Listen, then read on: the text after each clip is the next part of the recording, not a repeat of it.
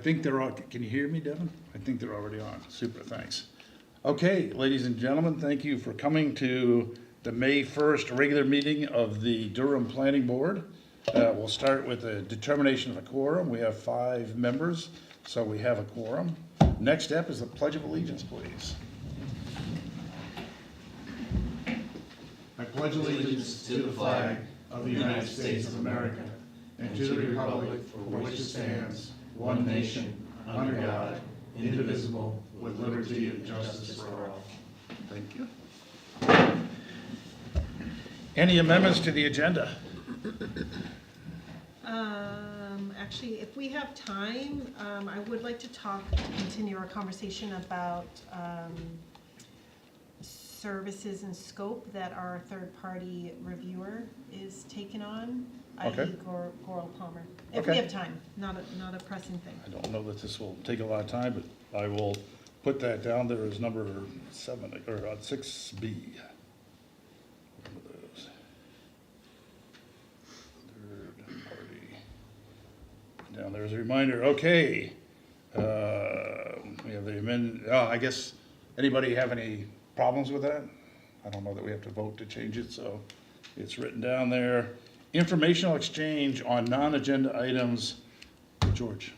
I have nothing. Excellent, we're moving. I don't see any residents, non-residents.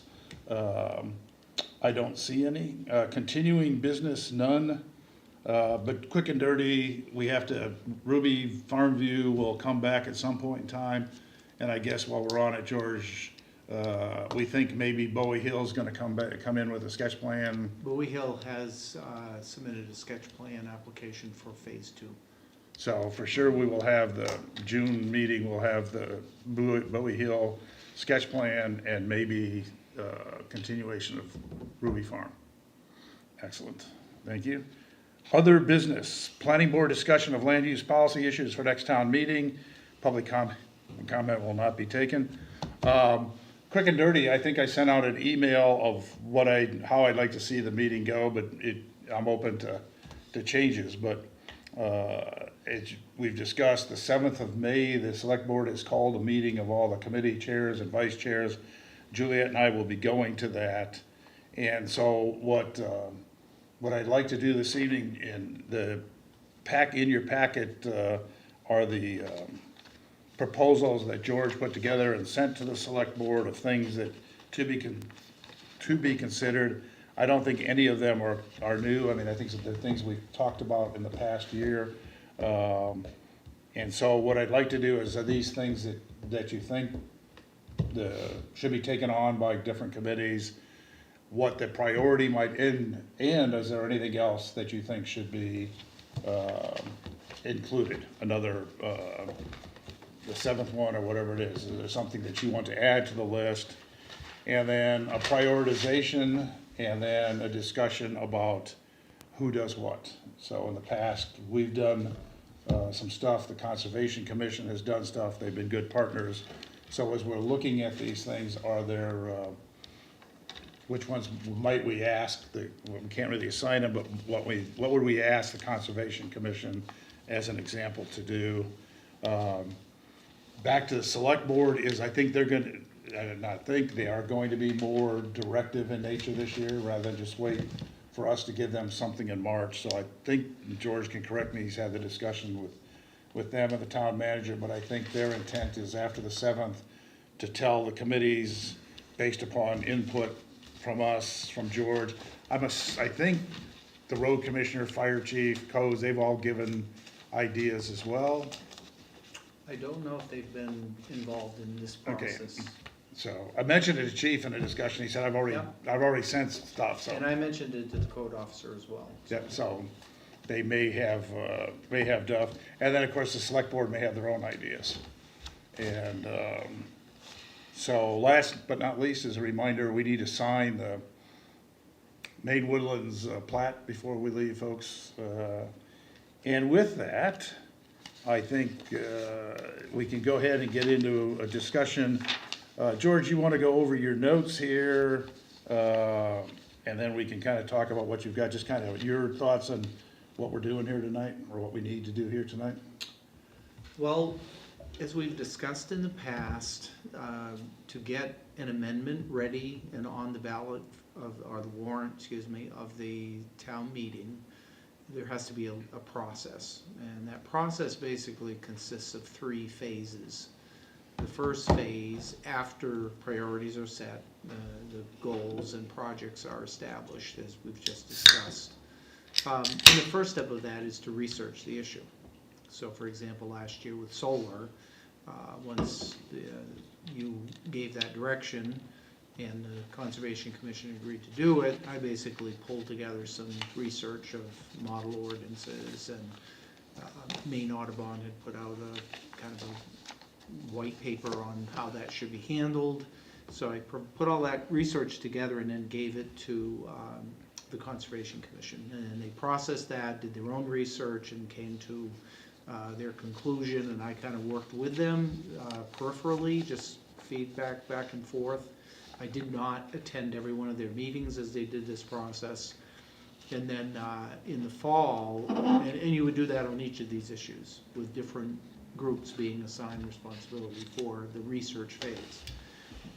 Then in the fall, the groups come back to the select board, in this case, if they continue with this process, and present the research and any recommendations for a policy direction. And then, once that is set, and that could include a set of draft amendments, or it could just include a draft of bullet points of here is the policy that we recommend. If they didn't feel, in other words, before you go through the process of all the drafting and public participation process, you want to make sure that the policy pursuit is supported by the elected officials, because they are the ones that have the authority to put it onto the town meeting warrant. So then that takes place typically over the summer, starting now until the end of summer and Labor Day. And then you should begin there to have a public participation process that would go from Labor Day through the holiday, just before the holidays. Probably mid-December is the latest that you can schedule anything.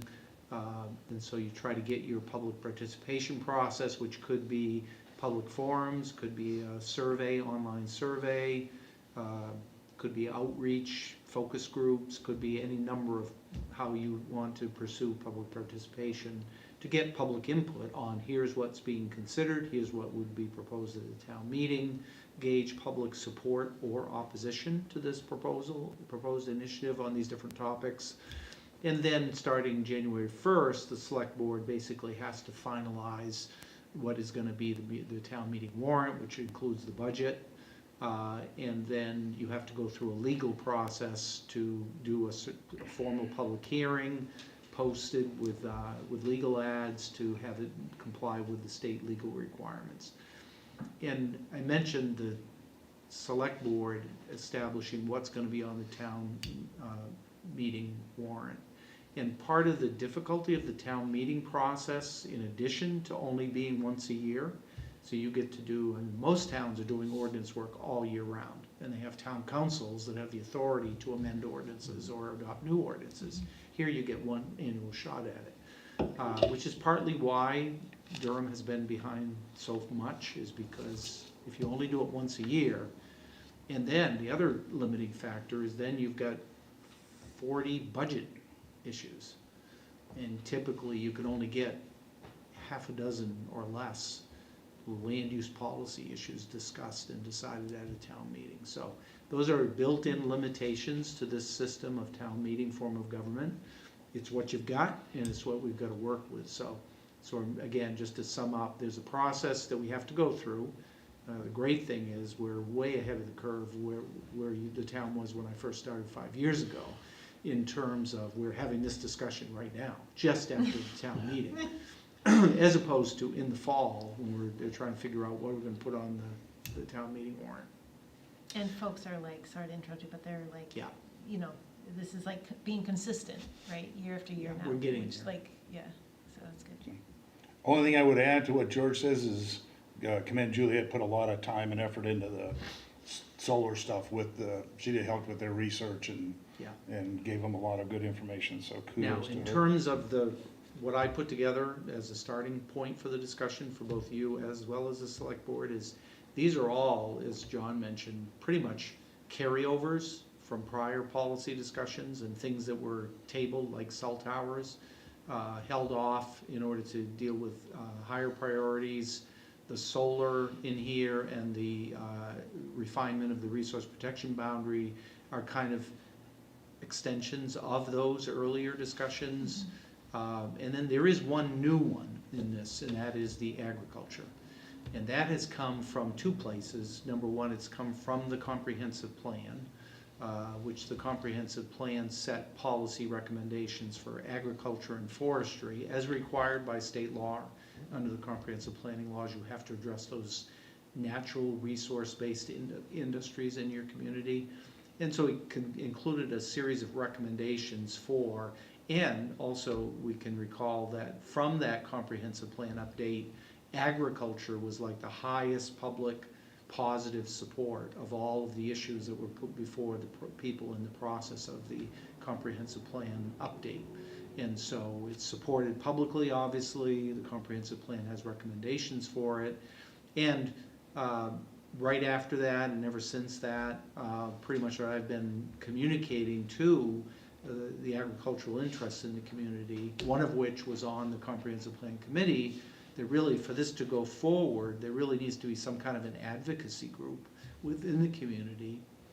The comprehensive plan itself references and recommends an agricultural commission, which could just be a citizen advisory group, or it could be a formal group, which seems to be the direction that it's going. A group met last week with the select board on that topic of forming an agricultural commission. They're kind of calling it a working group because they're not really sure what form they want it to take. I guess there are only like 4 in the whole state of agricultural commissions. And Maine Farmland Trust is trying to get groups and communities to do that. And it would really be the parallel of what's been going on for decades, which is the conservation commissions, who have really focused on environmental and open space issues. There's been very little organized advocacy for agricultural issues. And so that group they met with the select board. The select board is supportive of it, but they want to really clarify what this group is going to be and what they want to make sure that this group, whatever form it takes, is on sync with the other groups, the boards and commissions, in terms of understanding how the system works, how the process works that I described, as opposed to coming in and saying, oh, just make all these changes and you do it. So that is new. That's an added process to what we've already been working with. Okay. Any questions? And they presented the select board their charter, and select board is going to review it and I guess give them more feedback. And the agricultural folks will be at the May 7th meeting, so. I've got a question on the ag. Is this a group that if they are formed, you would somewhat support, like kind of how you you visit with the CONSCOM a little bit, like just to get them up to speed and like. Well, I've already done that, actually. Oh, I've okay. met with them on a few occasions. Okay. Including their initial, they wanted to hear from me about what the comprehensive plan is and what it recommends. And I talked to them about this process of how you could pursue it. But one of the important factors in that whole part of this is the fact that the Maine Farmland Trust has offered to provide support services through their staff. And that's a critical factor in all of these, is that, I'm still part-time. Yeah. My hours have been expanded, but we've seen kind of an uptick in planning board development applications, that I'm the person that has to do all that. Mm-hmm. So I think I can work on all of these initiatives with limited capacity, some more than others. Like if the planning board takes on a couple of these, I would probably be more engaged with that than with, say, and then after that, the priority would probably be the Conservation Commission in terms of solar, as well as the refinement of the Resource Protection District boundary.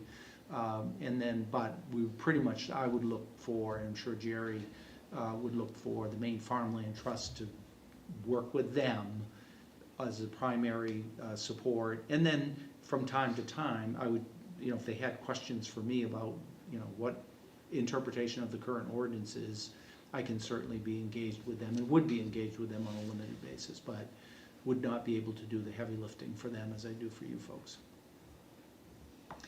I have a comment, it's regarding I think that's great, regarding, formation of an ag group, whatever it's gonna look like. I wonder, and this is just a thought, the solar and storage pieces, I think that the ag group, is going to have, once they're up and running, is gonna have really good input for the solar, so the solar piece is for, siting of, where do we want solar, where do we not want solar, and I think the ag is a big piece of that. So I just wonder, just a thought, is if we should push the solar update to next year. Like, we already have the solar Yeah. ordinance in place, right? Like, let's get the ag group together, maybe that can be one of their charges this year, is to kind of like figure, they've got a lot of stuff on their plate, but think of solar as well, and then they'll be ready, more next year to engage with, if it's the CONSCOM or if it's us on, so maybe a delay in that. We already have the ordinance, right? So that's the most important piece. So there's that to think about, and then also storage is similar. So it's not as big of a footprint if you're talking just standalone storage projects, but also siting, right? So I wonder if, and I don't know. I don't know if we need to pass the ordinance if we have some people knocking on our doors already, but if we want to wait on storage as well and lump that in with the ag and then just pass the ordinance at the same time. So just a thought. Let me jump in on that one if I could. So one of our missions tonight is, the Conservation Commission will obviously have their own views on whether they want to go, what they would like to prioritize of any of them, actually, if they feel like, hey, that's ours and we want to move forward. So one of our goals tonight is to say, okay, let's prioritize it.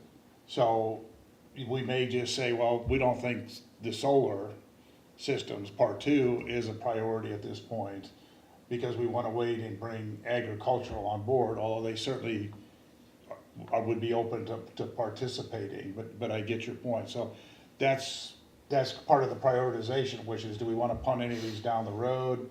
Is there, if we had one or two things, George and I had a discussion today, but it's probably as good a time as any, and I think he started to cover it, which is, depending upon who does what on these, he has the capacity that we being the town could take on all of them. Wait, say that one more time. So George has the capacity to assist in one way or another on all of these, depending upon how much assistance he gets from conservation or from us or somebody else in there. If he's got to do all the work, then these are probably maxing him out. And if we want to add something, that we being the town, I guess, wants to add something else, particularly that might be controversial, if it's not just something simple like the fees. So we need to prioritize it, and then including the stuff that you want to come up with tonight. And your recommendation could certainly be this board's recommendation going to the planning board, is we, the planning board, think we should wait a year and incorporate agricultural. Conservation come back and say, hey, we want to get this going now, and then that's, the select board says, drive on Conservation Commission. Yeah, I think it would be good to talk about at the meeting next week. Yeah, and I For think that's, we can make that part of our priority as we're talking about this. And then, the select board could say, I don't want to touch, refinement of the RP. We're just not even going to touch that. I'm just happen to be reading that here. Or sell or something like that. And because I'm not sure what they're going to have. But our goal tonight is say, okay, of the 5 plus whatever we want to add, what are the priorities? What do we think? And then are we also comfortable with the Conservation Commission taking on certain ones of these? Are we comfortable with what we're taking on? Are we comfortable with, what's the other, historical, or are they not the right group, that, you know, one of those is not the right group to do that? Does that make sense to everybody? So, I think maybe the next step here would be just kind of, George, very quick, because, I mean, we've read the bullets, just kind of the solar energy systems, kind of just why that's, go ahead, Brian, sorry. If I could just jump in for a You second. may jump away. Is there anything else in the comp plan that, you mentioned that organizing the agricultural group was a priority. Is there anything else in the comp plan that we're overlooking that might, okay.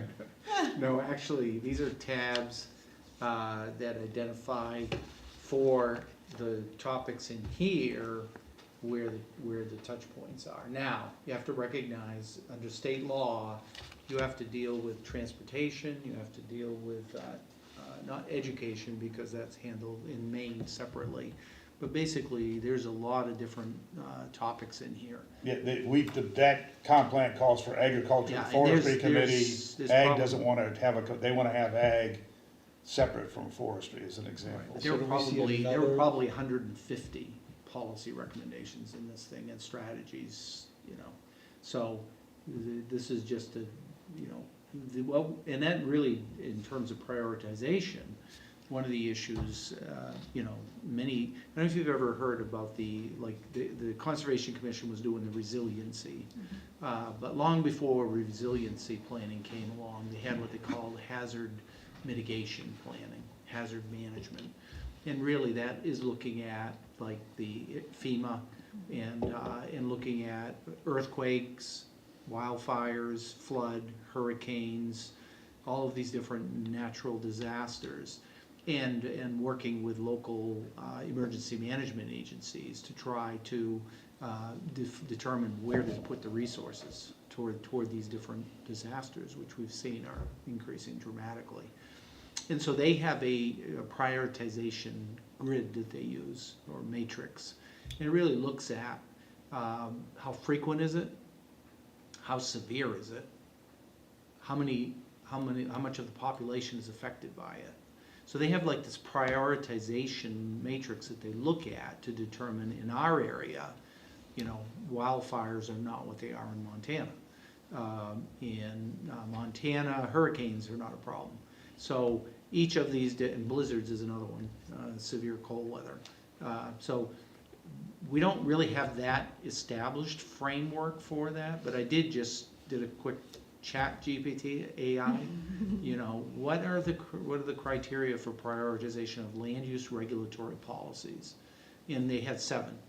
The first one was environmental impact. The second one was social equity. You know, for like location, there's been this long-standing issue of usually sanitary landfills and industrial areas are located near the poverty areas because they don't have the political clout. So those kind of social equity issues don't really have that here in southern Maine as much, especially in a town like Durham, which is pretty uniform in terms of the demographics. But there's also costs and benefits. So for example, agricultural issues versus, you know, commercial development of properties, you know, the commercial development of properties versus the residential values adjacent to that. So there are some social equity issues, but not in that's not a really high criterion. Then there's economic viability. So and that's both ways in terms of if you adopt policies like solar that affects the economic viability, that's something you need to consider. And on the flip side, if you have policies that negatively affect agriculture, that's a viability issue. If you want to see agriculture continue and expand, if your policies discourage it without good reason, then that goes counter to your goal. Land suitability, you know, in terms of locating different uses like solar or storage. What is the suitability of the land, either for conservation, if you're going to do open space programs, prioritizing. We shouldn't just buy up somebody's land, we should look for land that has the most resource conservation values.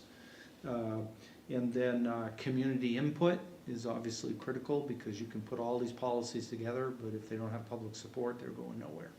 No matter how well-founded it is on all those principles. And then there are the legal and regulatory requirements. So, for example, that idea of doing a solar mitigation fee for preserving agricultural lands has to work within the limitations of the main law, what you can do. And then finally, the long-term planning goals, which is the comprehensive plan. So whatever you're gonna do in terms of prioritization should line up with the comprehensive plan by main law. And so those are just that's one framework for having this discussion of prioritizations. And then, as I say, there's always the politics. Certain groups within the community may say, that's not important. What's really important is what I'm telling you. And that was, were those ranked somewhat by importance? Okay, those are the top There is seven. kind of a sequence in that you go through the first ones, which are more objective, but then you get to the bottom line of the last three, Like which legal. are two of the last three, which is the community input. As well-reasoned as it is, and as supported, rational argument support, whatever it is, from all of those other ones, bottom line is if the people won't buy it, you're wasting your time and resources. And then the legal parameters. It'd be, we want to do this, but under main law, you can't. Mhm. That's helpful. Anything So I else? get, I get your suggestion to promote agriculture, but I'm also wondering if we're overlooking something that we haven't seen and might see in the future, more heavy commercial development.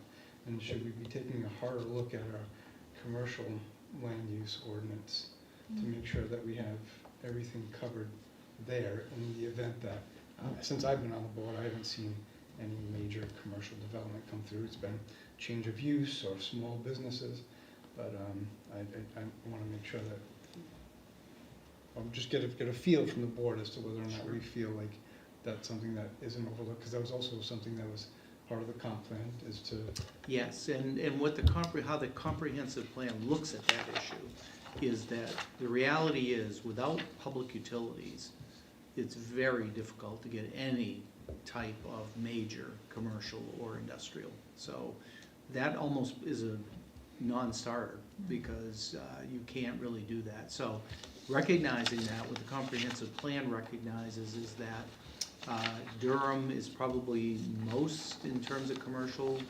conducive to home-based businesses and that type of small contractors, those sorts of things. And so the comprehensive plan talks about, and the adoption of the updated conditional use review, which now this new wood processing has to have a water source for fire protection, meeting NFPA 1142. So it's really more, what are the types of commercial and industrial that you're likely to have, given what's out there, and it's markets too. And then, so that, there are recommendations in there, and it also recognizes another reason for pursuing agriculture is a comprehensive plan recognizes that one of the major commercial uses that Durham currently has and is likely to have is agricultural. So Ruplanova down on Royalsboro Road, and that kind of more commercial agriculture, greenhouse type crop production and processing, you could get some of that. I guess there's a really big one up in Madison, Maine, that does tomatoes, and they're distributing them everywhere. So, and they got maybe 30, 40 employees working in, triple what they've got down here.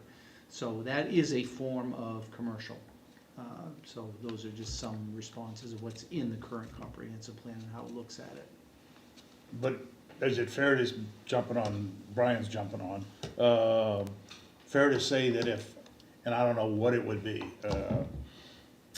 because, we're not next to the interstates, we're not likely to get big warehouses, but if there was a big industry that wanted to come in here, whatever it may be, or maybe that's the wrong term, but a big warehouse, a big whatever wanted to come in,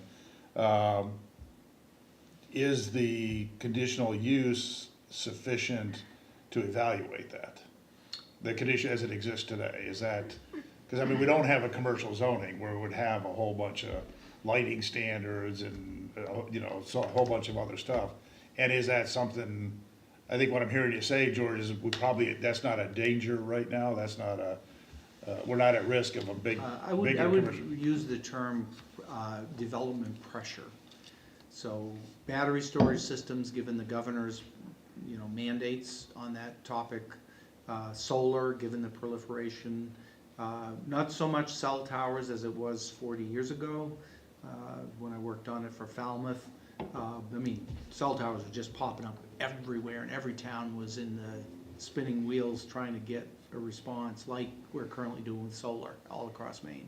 Cell towers back then, and some of the impacts of those things, if you think about the two on the Turnpike in Gray, towns were really freaking out with those things popping up everywhere, not really knowing how to deal with it. So, development pressure is I think the appropriate term to use to talk. Is there development pressure for solar energy, for major commercial, for housing? You think about the Brunswick Naval Air Station, and I remember when I first moved down to Portland area in the late 1970s, BIW had that big announcement of doing the ship works down at the Portland waterfront with thousands of jobs. And so I just saw housing boom because of that. So if you had something like that come in, like Boeing or somebody comes into the Brunswick Naval Air Station and says, we're gonna build, some new with the new moon mission, we're gonna be building components of that, and we're gonna hire 2,000 people to do it, and Brunswick does a big announcement, there's gonna be a demand for housing. And that could put some housing pressure on Durham. But barring something like that, the comprehensive plan suggests that the demographics for Durham are going in the opposite direction. Slower housing starts projected. Huh, I can't believe that. Yeah, Yeah, that may have been a while ago, but it may have changed. it really hasn't changed. We're still less than, down around 20 housing starts a year. It's all relative, it was 3,700 Indianapolis area when I left, so yeah, it's all but Durham is not Indianapolis. Does No, we that don't, answer we the don't have question? the public water supply either. We don't, yeah, there are things that That's a big. there are factor. things, absolutely, there are things that, And the current comprehensive plan has a response to that. It's that addendum that says, we're tracking the number of new housing starts, we're tracking the number of applications for the planning board for lots, and if either the number of building permits for homes exceeds 45 in any given year, or the lots approved by the planning board exceeds 100, that is a trigger to have the select board consider holding a special town meeting to consider a moratorium or a review of the comprehensive plan. Like I was mentioning, if some big housing proposal came in with 300 units of housing being proposed before the planning board, then you could basically trigger that and have a special town meeting, put a moratorium on, and then have a process to look at the comprehensive plan and say, and they were offering to bring public water across from Lisbon and build a sewage treatment plant. Those sorts of things happen in other communities, but the comprehensive plan has a way to deal with it effectively. So just getting back to your comment about, so you saying dropping the solar to like the least thing that we want to look at, or just dropping it altogether? Yeah, Until, yep, and the more I think about it, I do know we do have storage people like knocking on our door, so I don't know about the storage piece, but the solar part is to look at where we want to put solar projects. so the interest, well, Yeah. I guess the thing, I'm not sure if there's a way to separate this, and I understand where you're getting at, is getting another group involved that has a stake in it, right? Yeah, But what I like about the floating overlay zones, is there a way to separate that from solar? I'm not sure what you mean. So somewhere in here, you mentioned that solar arrays or battery storage could be part of a floating overlay? Yeah, so basically what that does, it's like the aquifer protection is an overlay district. So you've got the rural, residential, and agricultural. And so the aquifer protection district is those areas of the town that have identified with high yield sand and gravel aquifers, which make great public water supplies. Town of Gray, that's what it relies on. North Yarmouth and North Yarmouth, they have their own wells in those big aquifers. So they're hypersensitive to pollution. You have a gas station come in, you know, that was a big issue in the past in North Wyndham. One gas station can wipe out an entire aquifer for centuries because of the transmission rates are so slow in those things, and there's no way to clean them up. So that's an example of an overlay zone. So yes, you could have a solar farm overlay zone to say these are the areas where solar farms are allowed, and that's kind of what the Conservation Commission was looking at possibly doing. Yeah. And we talked, I don't know if we talked him out of it, but at their meetings when George and I went, we kind of said, we need to get something on the books for solar.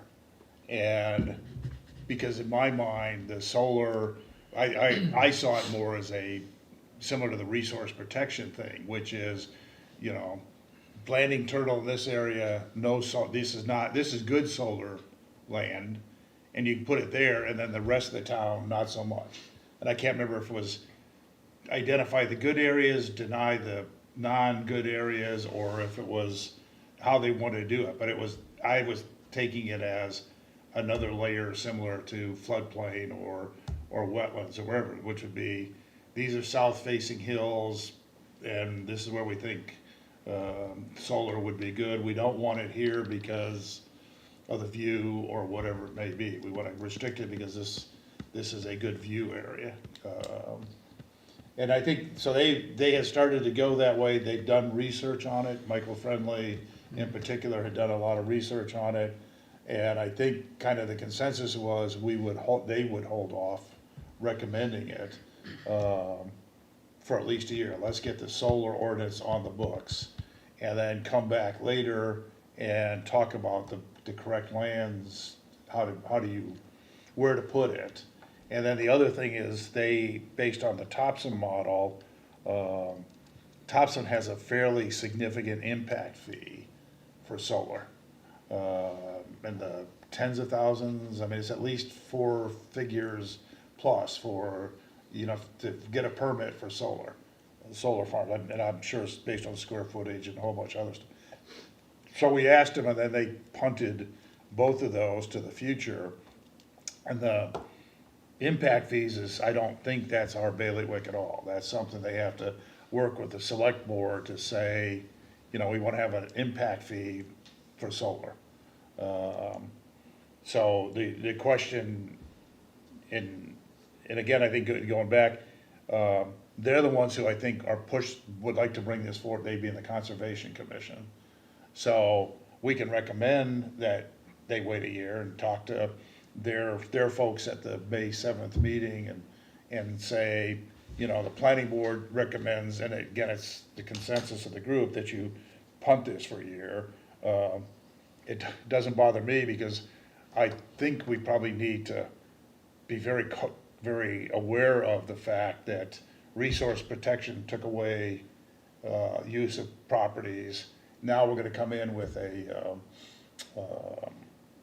solar take away use of properties for solar. And I'm not saying that's what we're going to do and how it'll end up, but I think we need to be sensitive to those issues. And so waiting a year, for 2 reasons, waiting for a year is not necessarily bad to me. But I think the other piece of the pie is that whoever takes this on, and solar energy systems being one, they would do kind of the grunt work on it. And we could, as a board, input by attending their meetings or whatever, and they were very receptive to input last year, and say, hey, we really think this should wait a year. Or the select board is able to say, we don't want to take it on. You know, we don't want you to take it on. We're directing you not to take it on. I mean, I don't know that that's what they'll do, but I get the impression they're going to be more directive this year. So is that having this discussion, how do we feel about, we don't need to prioritize at this point, but any thoughts or what I'd like to do is go through all of them and then talk about and any others that we have, prioritization. Yep. And Can I say- just, sorry. Go ahead. No, I was just gonna, kind of respond with one more thing. So it is, for the solar and storage, it's in, you know, we gotta figure out where we want it in town. That's part of it. But the other part of it is, what I'm really thinking of with the ag group is, a lot of our town is ag. And, honestly, solar developers, you know, they like developing on ag lands. So I think having the ag group look at that and figure out, you know, what they want to possibly propose for like incentives and easements and restrictions, and you can enter into a conservation easement. Farmers aren't really anti-solar. They are, if it's gonna give them more money for a 20-year, 40-year, you know, project, and then after that, everything's taken away and they can use it again for farmland, it's still great land, then that might work for the farmer. But like, I feel like the ag group is the group, and the conscom, to work that through. So my thought on waiting a year is to see, maybe the ag group and the conscom would be ready to go right away, but I just feel like this is a lot. The siting thing is gonna be a lot. So that's why I was considering I'm- pushing it.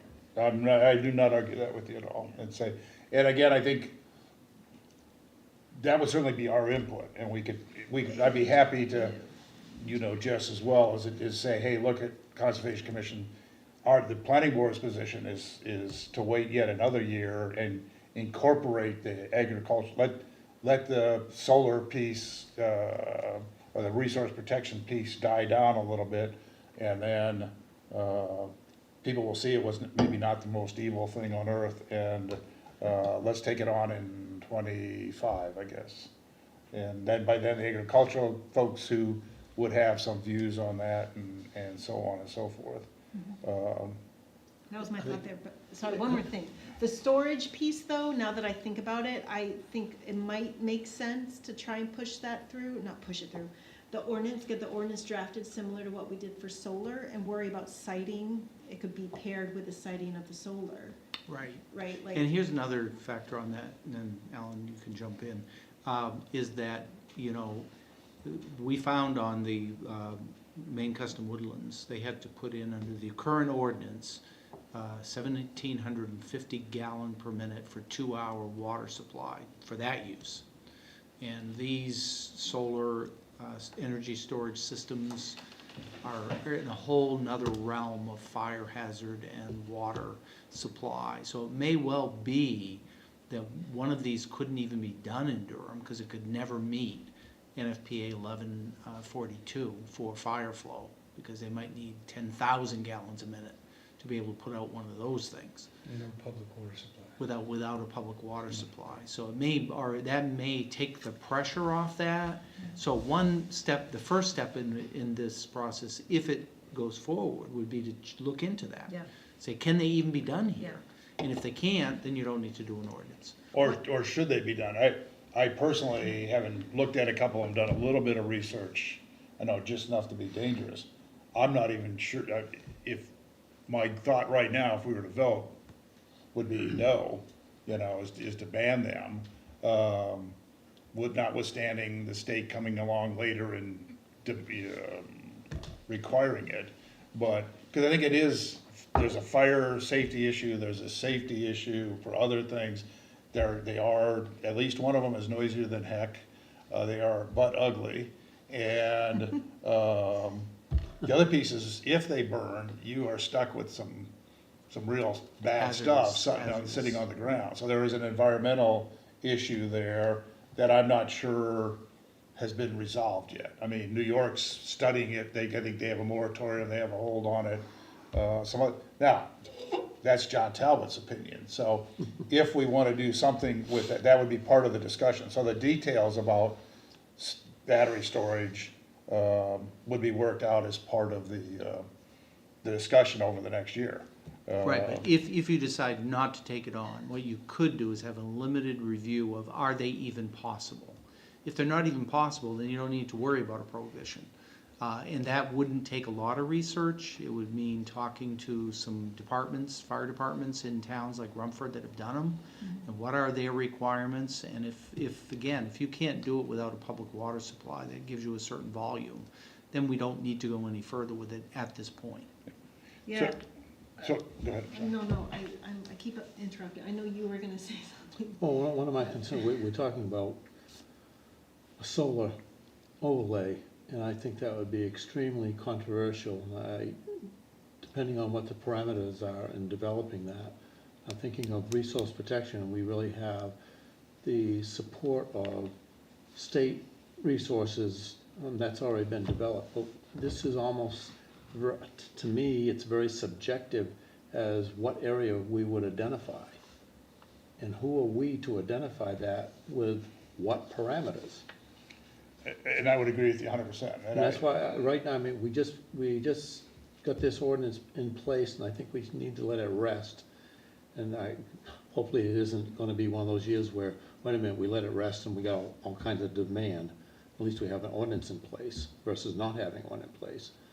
So, Yeah, it's gonna take a lot. it is. Well, and that's one reason we asked them to not do it for this year, for 2024's meeting, because Right. you're right. I mean, and I came in at the very beginning of resource protection, but, those of you who were around, it got blown out of the water at the town meeting. But a lot of that was because people didn't understand. Exactly. Education. So we That's what spent it 2 is. years, we being primarily the Conservation Commission and others, selling it or explaining it, maybe is a better way to do it. Exactly, it's education, education. And I think there would be, but again, so we would make a recommendation here, which is, this is a low priority and you should consider not doing it for these reasons. But it's just- Lower, What's that? lower. Lower. No, lower, yeah. It's all That's really- relative. I'm not just, you guys kill me with semantics, but anyway, it would not necessarily be the number one priority, I guess, on that Yeah. one. It depends on what the other ones are. Should we go through and just each one, like you were trying to do, and then like talk about priority for each one, and then also maybe kind of like designate pseudo leads? Yeah, Does that make sense? that was kind of my plan, is Can I to, just get sidetracked again, please? Yeah. So are we just making an assumption that this Like the ag capital improvement. group is going to be formed quickly?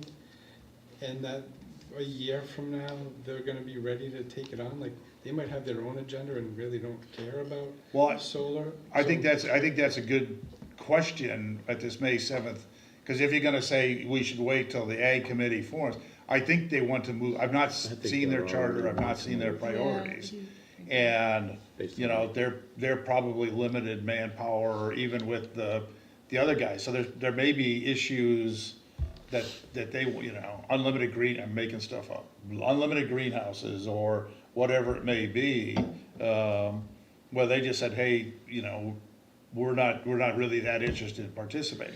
The good news about the Conservation Commission, I don't see it changing, they'll do a lot of the legwork if they want to do this. They'll do a lot of the research and other things, so, and my guess is if you punt it till next year and they don't want to play, then we play without them. Does that make sense? All right, yeah, sure. Well, the other factor to consider is what is delaying it, because they wanted to get rolling and they went to the select board with a proposed charter. Exactly. But what is delaying it is the select board saying, putting the brakes on to say, look, before we launch this, we want to be clear, number one, that this is under the umbrella of the select board. So just with the planning board, with the conservation commission, with the historic district commission, or any other group, the select board appoints these volunteer, and they basically can and should give direction to these groups, including if an agricultural commission is formed. If they say, look, we want you to look into this, then they would get that direction from the select board. So it's a little bit different than an independent group that can say, oh no, we're just gonna do our own thing. If they want the support and sanction of the select board, then they have to work with them. And so we're really talking about so in my mind, I think there's Alan's comment about let it cook for a while, and then involving the Ag committee member input or whatever, we're really talking about not starting that. If we do that, the earliest we start is this time next year. So there is a year to see if ag's gonna get off the ground. My feeling is they are enthusiastic about going forward. Will the select board give them that mission, or will they just say, COSCOM, you do it, and ask agriculture if they have any input? In agriculture, give them input if you do. Or will they say, yes, let's wait and get them going and be able to get their input and stuff? So. What I heard and recorded on this one of the issues is that two concerns the planning board has is that any review of solar locational or fee structures should await the involvement of the agricultural commission. That would be a potential reason for holding it off for a year. Second reason is the concern for whether it has a scientific / objective basis for the solar overlays and the potential controversy that would be. That's what Alan's point was. So I recorded those two and we'll communicate that. Yeah, and if you want to add a third one, I think Yeah. it's too early to limit land use rights after resource Well, protection. that gets back to Alan's point of the controversy. Yes, yes. Yeah. But it's more just a scientific, if they came, in my mind, if they came in with a whole bunch of scientific evidence that, here's what it is, I still think it's, my opinion is too early, but again, Do you really think you're limiting land use rights, though? it depends on how you want to do it. If you want to say you can't put solar on these areas, then you are. I mean, I don't know what they're, obviously, they're gonna work on it and they're gonna come up with a thing, but if you say these areas cannot have solar, because of the land view or whatever it may be, and I'm not saying that's what they're gonna do, that is a concern I have. Prime farmland soils was one of the criteria they were looking at. Yes, so, but again, if the select board, at the end of the day, Conservation Commission or Historic can do their thing, it's still gotta come through us for a recommendation. So what I did, And it John, starts with the was select board. I combined half of Alan's with yours to be three. The first one being the need for involvement with the agricultural commission. The second one being the concern for lack of a scientific or objective basis for where you would put them. And the third being the limitation of land use rights would make it a very controversial issue. If that, they may convince the select board, no, that it will have no impact on it. Yep. But So- I think your ag commission is a key component driving this. If they don't agree with that philosophy, it's not gonna fly. Right. Yeah. You mean about limiting where solar goes? Exactly, exactly. They're a key component. But just to be kind of not devil's advocate, but just to, this is important, like you said, it's a lower priority. Like, I think that, we would be doing a disservice to the town if we didn't try and push this forward at least starting next year, if not this year. The siting of it, because I think as it is now, we could see some issues. Also, I think that there's some economic benefit that we could get out of these projects that we could, get into the siting piece, so. Yeah, and at the end of the day, when you talk about land use rights, it's up to the landowner whether he wants to continue farming or sell it or give up his Christmas tree farm or whatever it may be, so. And it doesn't always have to be negative, could be incentives to do it. So for example, let's say you did this solar overlay zone. In anywhere else in town, you gotta put up a 50-foot buffer on 3 sides of this thing because there's a neighborhood there's a public road on another side. And so they're looking at $100,000 in landscaping. So what you could do is if you create a solar overlay zone where you've talked to the people in the zone, mostly areas with wide open fields for farming. They use it for hay now, which doesn't generate a lot of revenue. And they could generate a lot more revenue and keep their other agricultural operations going by putting a solar farm there. And you go through a public participation process, it may well be that you don't require the buffering in the solar overlay zone. So it wouldn't necessarily be just, we're not gonna allow them here, you might have preferential treatment in certain areas. So just And that's a thought. discussion, whether it's this year or next year, those are the kinds of things that, my mind, I agree with, that it would be the Conservation Commission if they wanna take it, which I think Yeah. they do. Those are the kinds of conversations they would have. And I think we stay out of the impact fee piece of it. I don't think that's our, it'd be nice, as a budget committee guy, it'd be nice to think we're gonna get, you know, $10,000 for a solar farm above and beyond the whatever the electrical fee is, but I really think that's probably more of a select board. I don't see that as a land use issue, the No, actual impact fee. Yeah, and just to clarify, when I say economic, I mean, yes, the fee for the permit application or whatever, that's something Yeah. that's not, but there are things that we could require, like a host community agreement or a benefit that the developer needs to pay the town X amount per megawatt every year, things like that that are typically built into the ordinance. That's what I'm talking about. Well, and when I say that's what I'm talking economics. about saying not doing, and is part of the land use ordinance, that would be a fee outside of the land use ordinance. We could. Cause impact fees have their own little, Impact fee, yeah, so they're kind of different. What I'm thinking of is actually something that has a contract, and it's like, it's like a decom plan, it's built into, like the requirements are built into the ordinance. But we don't. well, I think that's part of the discussion when we get into that. Yes, Into that absolutely. piece of it, so. Absolutely. Any other questions on solar energy systems, number one? Moving on to battery energy storage system. And Juliet, I think, hit on it, that there is a potential, what's the term you use there, George? Development pressure to, for battery energy storage systems.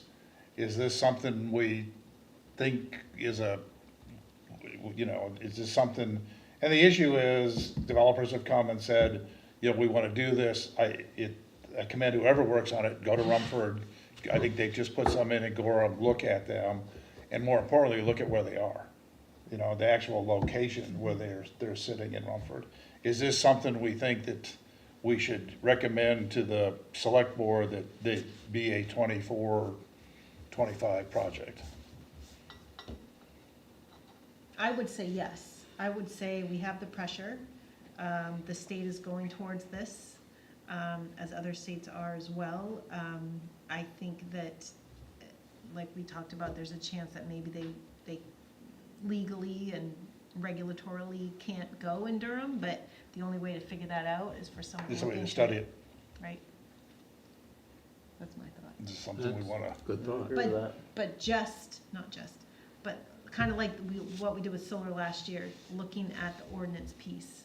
The citing, I think, right, is we're punting Yeah. that, or possibly punting that, but that's a whole separate. well, and this one is more, the best place for them, and again, when we talk about this, as we actually get into it, is a industrial park. But then the other challenge they got is they gotta be close to an energy source for the storage piece. So this is something we would recommend somebody looking at in the next year.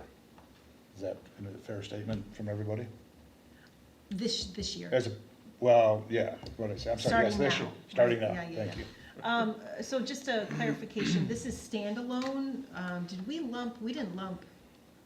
No, not part of the solar, So if they wanted to add a storage, same issue, I think. If they came in my mind. so it's a the same. battery in general. Yeah, it's just whether battery it's- storage. If I'm saying solar, I Yeah, meant and you just can battery look at storage. whether they're associated with a solar energy site or just on the power line. And that's another factor to consider. You've got a lot of power line in this town. Yep, that's also, yes, so also you can get a big solar project and then they connect to that versus front of the meter, they're connecting to the grid, the lines. So there's also, there's separate safety issues too, so. Right. they'll Yeah, wanna- this they'll one in wanna look particular, at- I think, is one that we as a town need to look at very carefully, so. And I think there is development pressure on this.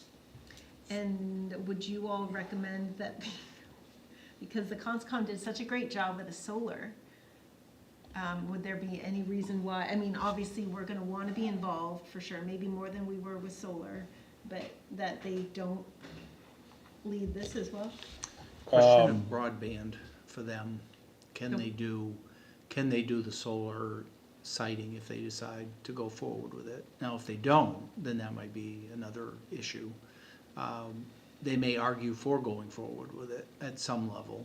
And then also the resource protection realignment, Yeah. if that goes forward. And if they have other initiatives they're working on, such as pesticides or resilience plan, whatever. So they may not have the broadband capacity to deal with that issue. And my thought, not just because I have obviously a stated opinion, but this is something that the planning board would, I mean, I'll just tell you my thoughts right now, I guess, is we would take on battery storage, we would take on cell towers, and conservation, if they go forward, would take on solar energy systems and refinement of resource protection. Because in my thought, those are two fairly hefty projects if they go forward this year. And they've got resiliency. Now, if they wanna come in and say, nope, we truly believe battery storage is ours and that's what we want to do, we certainly could arm wrestle on May 7th and see who gets it. Or do it together. Yeah, it could be a, certainly I think that they were very receptive to our input through the process and Juliet's input. And I think if it were reversed, we would be interested in their, if we were taking the lead, be interested in their input. And certainly, none of us are shy to go to their meeting and say, I'm not sure we want to do this, or here's things you need to consider. Make sure we build in the fire protection and the other kinds of things that are out there. So, Question, why did they want to lead solar and then not battery? they Because have, we didn't know about battery energy storage systems until No, I mean- later in the process. Right, but like, why wouldn't, if they led solar, why not lead battery? Like, there's definitely more safety issues for sure, Mhm. but like, why, like, what's the difference? well, my thought is workload. Okay, But it is, if they came, because I think, yeah, I hear you on workload. yeah, I think workload is, not that they're not smart enough to handle it or that they're gonna go the wrong direction. It is really just, I just think it's a lot of a repeat of what they did already, like as far as like looking through the state, looking through there's guidelines Contacts on that they've storage. already made. Yep, and looking at already developed projects and a lot of it has to do with conservation. I like the idea of maybe partnering with them. They honestly did a great job and They it was did. a lot of work. And I'm thinking on the resource protection is that I would also like our board to help on that as well. so you're talking about a joint board on batteries and RP. Yep. Because my thought on RP was they've done all the legwork. I mean, they're the ones who, maybe, at least in my opinion, compared to me, they best understand this. And I think, let's just kind of jump up to that. So just before you do, what I've noted so far is. I don't think we've decided. Well, I just wanted to put down the points that you've raised. Oh, okay. And you can process those and add more or take away. So the first concern and issue that I heard is the development pressure for battery energy storage systems. And there were three factors noted. One was the state mandate. The governor has set goals for doing these things. Secondly, in terms of priority or impact, is the presence of these major power lines going through town, which makes it prime for it. And the third is the fact that there has been at least one siting analysis for one of these facilities indicating there's interest in doing it. And then I raised the point, which I'll continue to raise, which is it may be a non-question, because if it requires a public water supply, there may just be a waste of time to do it because you can't do them in town. Well, and I think there's that, and then, there's a lot of safety issues. Is our fire department equipped to handle a That's lithium battery tied fire? to that. Besides just water, but, Yeah, yeah. masks and training and Yeah, all but those other if kinds it's of not things. possible because you need a public water supply, you don't need to do that research. And then the third factor that you brought up was is this an appropriate industrial use in Durham? Just the compatibility with the community. So three for that one too. factors for the select board to consider. We can have a conversation, email or otherwise, with the conservation committee and say, which ones of these are you comfortable? Because we don't wanna get into a, we'll arm wrestle you Yeah. for battery No, and, no. kind of No, no, deal. no. And I don't think they do either, I so. just think that they already did so much work with the solar and it would just, We, I think. we can ask Jess, because my feeling really is more about workload. Yeah. But George, can you also add in there, that, the only way to answer those issues is to look into it? So the only way to do that, you don't have to add it, but just, that's what we're implying, right, is that someone needs to look into this to answer those issues, those questions, right? So that would be why I would propose to start this year. I would Do an initial look as an option, get started on it and see Yeah. what the issues are, and then, as opposed to setting a goal to adopt an ordinance, do a first step of Right. let's just review it and Yeah, see if let's it's review really it. even Yeah. an issue.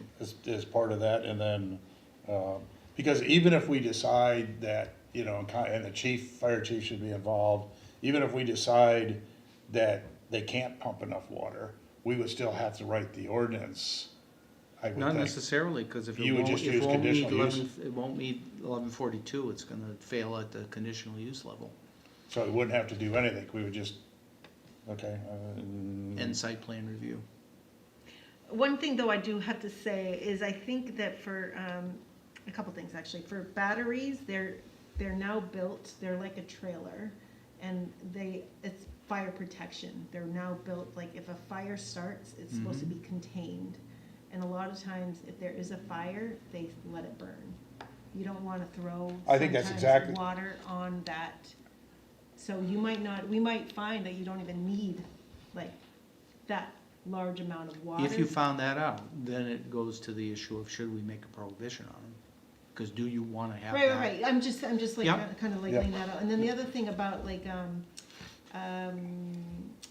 fitting in with the environment, these things are small. These things are like a little trailer. Oh. So I'm just saying this, that like, you can be driving down past 10 of them and not even know they're there, right? Like, so there's ways, I'm just saying this, like, there's ways to buffer them, and so to make them fit in, like, Yep. especially if they're close to a power line that, out there somewhere, Yeah, and that's So part of just- that's part of the process. You may Right. not wanna prohibit. We may Yeah. do that. I would, the ones that I've seen are, Yes, some of them are right there. their and trailer is probably as big as from the window to the wall and wide, and there's like 10 of them together, surrounded by a chain link fence. Yeah, And so I don't, in the industrial parks, right, like, that's. and if we had an industrial park, I would be a lot less Yeah. anti yeah, I'm this just, particular. But But again, I'm just, yeah, so, okay, so moving on to refinement of the resource protection district boundary. George, give us a little bit background. Okay, We've had two residents took their case to appeals board, and I think won both times for different sets of information, but the one that I'll let you do it, because I told you. yeah, so just even back further, when this was originally proposed, I did the research and presented a report to the select board that reviewed the comprehensive plan criteria, the natural resource inventories, the wetland rules, and basically, and the updated FEMA flood maps, and basically put together a report that documented all of those facts, and then put together a recommendation that the town move forward with a two-step process. The first step being to correct the resource protection district boundary based on the fact that massive areas of floodplain mapped were not actually floodplains. And so what I had proposed was a two-step process. First do that, and once you address that issue, then go on and do an analysis of where, based on the comprehensive plan recommendations, new resource protection should be put in, based on beginning with habitat, and go through a public participation process, not just after you've done it, but get input from landowners that would be affected by it to explore with them some of the details of it. And then basically come in with a well vetted process. So whatever the history was of the politics and how that went down, that two-step process didn't happen, and the two got squeezed together. So the second part of that, which is put new resource protection, went forward without the level of analysis that I had recommended, where you'd look at some of these, like the beginning with Habitat 6+, which has never been done in the state of Maine, and really look at, you know, and we've learned since then through beginning with Habitat program, that if they had known that we were gonna be using it for this purpose, they would have done a customized analysis for Durham, which they're actually doing now, as a result of landowners from Durham going to them and saying, they're using this and they put lots of my land into resource protection based on this, beginning with Habitat 6+. And the data has been revised and they're not even in 6+ anymore, but your maps still show it, so the town has to go by that because it's in the comprehensive plan. So the good news is it's in, you don't have to take it out completely, you can refine it, but now really what I think is being considered and will be proposed is doing that second part of the process that was bypassed, now doing it to move back to what, kind of like the floodplain. If some of these areas, when you do the analysis, don't really support the beginning with Habitat designation, then those should be pulled out, just like the floodplains were pulled out. So that would be the basic gist of this, and 2 landowners have come in. The first one was actually not related to this. It was that they were in motion getting their land split, and they were halfway through the process, but got delayed because of a mortgage issue. They had to get a release on their mortgage, so they couldn't split the lot. And by the time they got it released, it now had resource protection on it. So that was one of the appeals that was supported on the basis of they had done everything they could to get it in. The other one was the beginning with Habitat analysis, and they did the analysis and determined it did not meet the beginning with Habitat 6+ criterion through field analysis. And it cost them $3,500 to get that analysis done.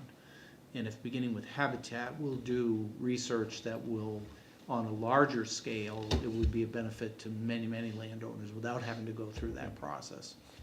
So that's in a nutshell what that's all about. And so summarizing in my mind, there's what you just described, which is Fish and Wildlife have said, we're working on this map, and they claim it'll be ready soon.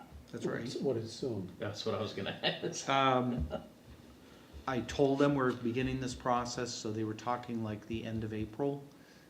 We've just passed that, so I would expect any time now that we should be getting that. So, I mean, somehow we have to refine this to reduce this financial burden on the townspeople to fight it. It just isn't, I know we're learning through this process, but it just doesn't seem fair to me at all. Well, this would be a very high, for exactly It that needs to reason, be. I think, for It all needs of to us. be.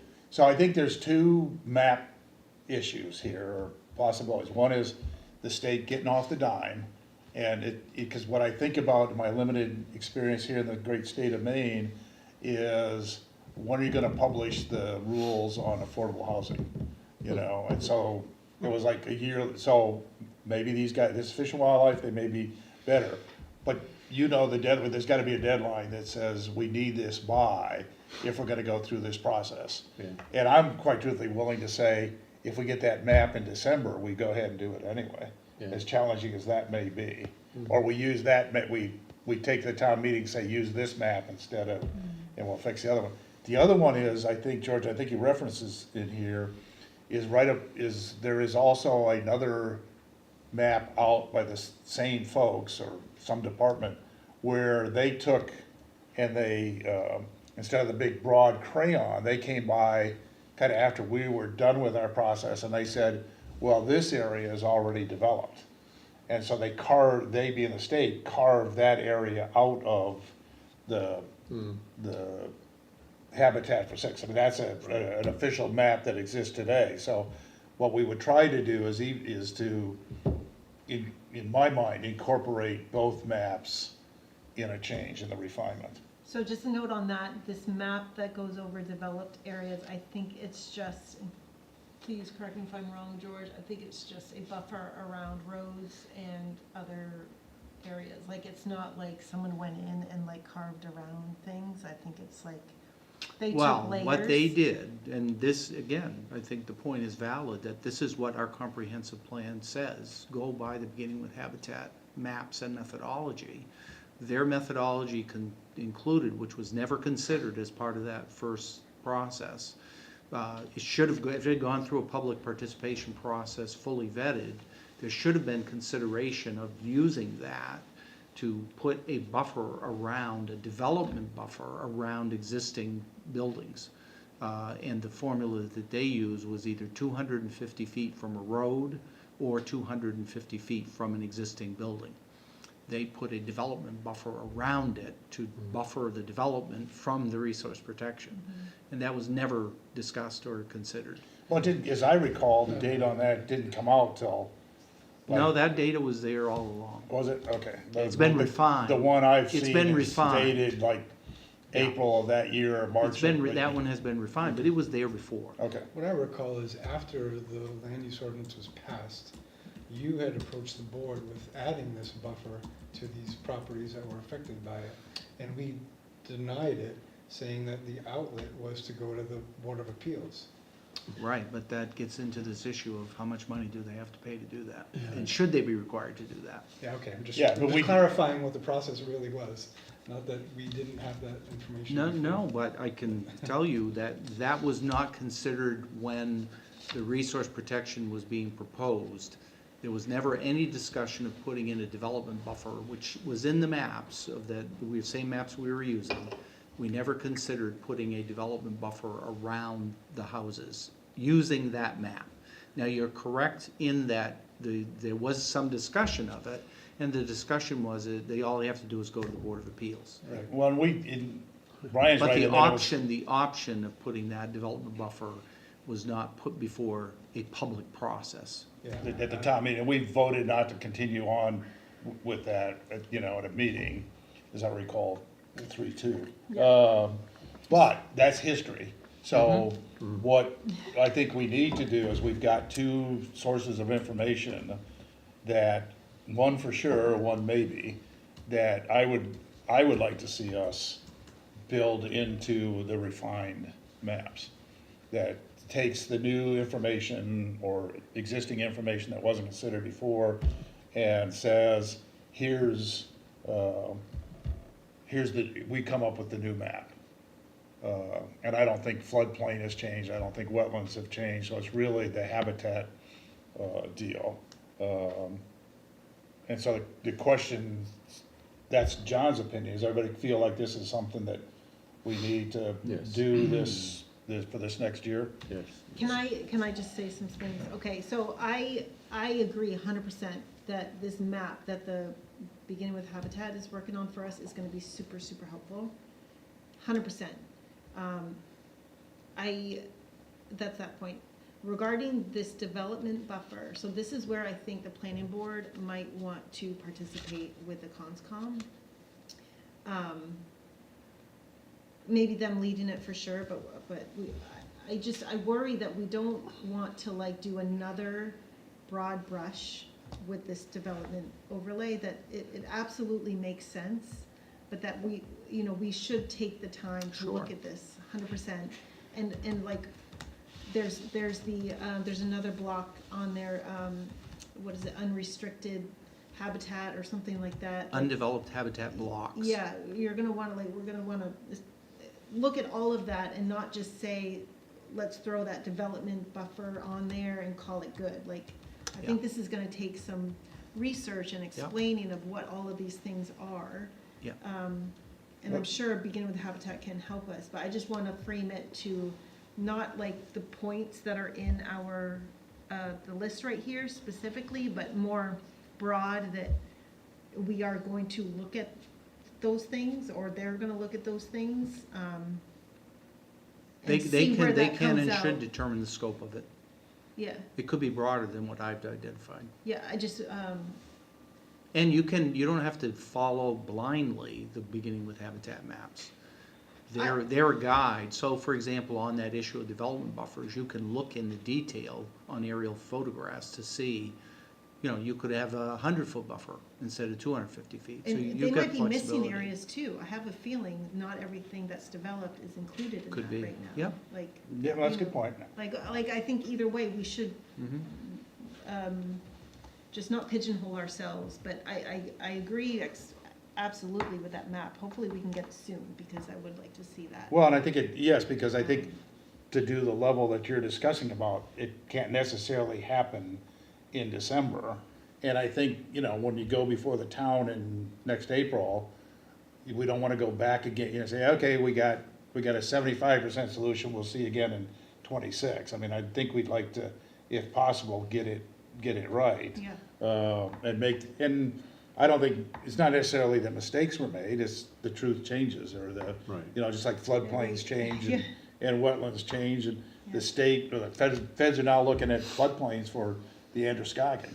So in As they 5 should. years, it may be our floodplains are bigger, smaller, different than Yeah. they exist today. But I guess, I think that two questions is, one, it's, in my mind, it's a priority. Does everybody agree that this is, a priority, and that we can kind of say whether it's 1 or 2 or 3 or whatever? And, is this something that we would work on as the planning board, versus, and not that I don't think Conservation Commission can handle it. And this is one I think that's a lot of work for George as our GIS guru, and getting 2 maps potentially put onto, the town's GIS system. So tweaking whatever's out there. So that's, to me, is a lot of hours, George. Well, one of the biggest time drains on that last one was answering these questions for individual property owners.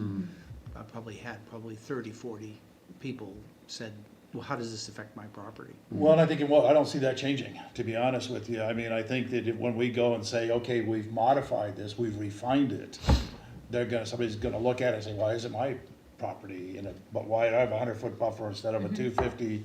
Why don't I have a buffer at all? Why, why is any of it still in habitat? So I don't see the individual Right.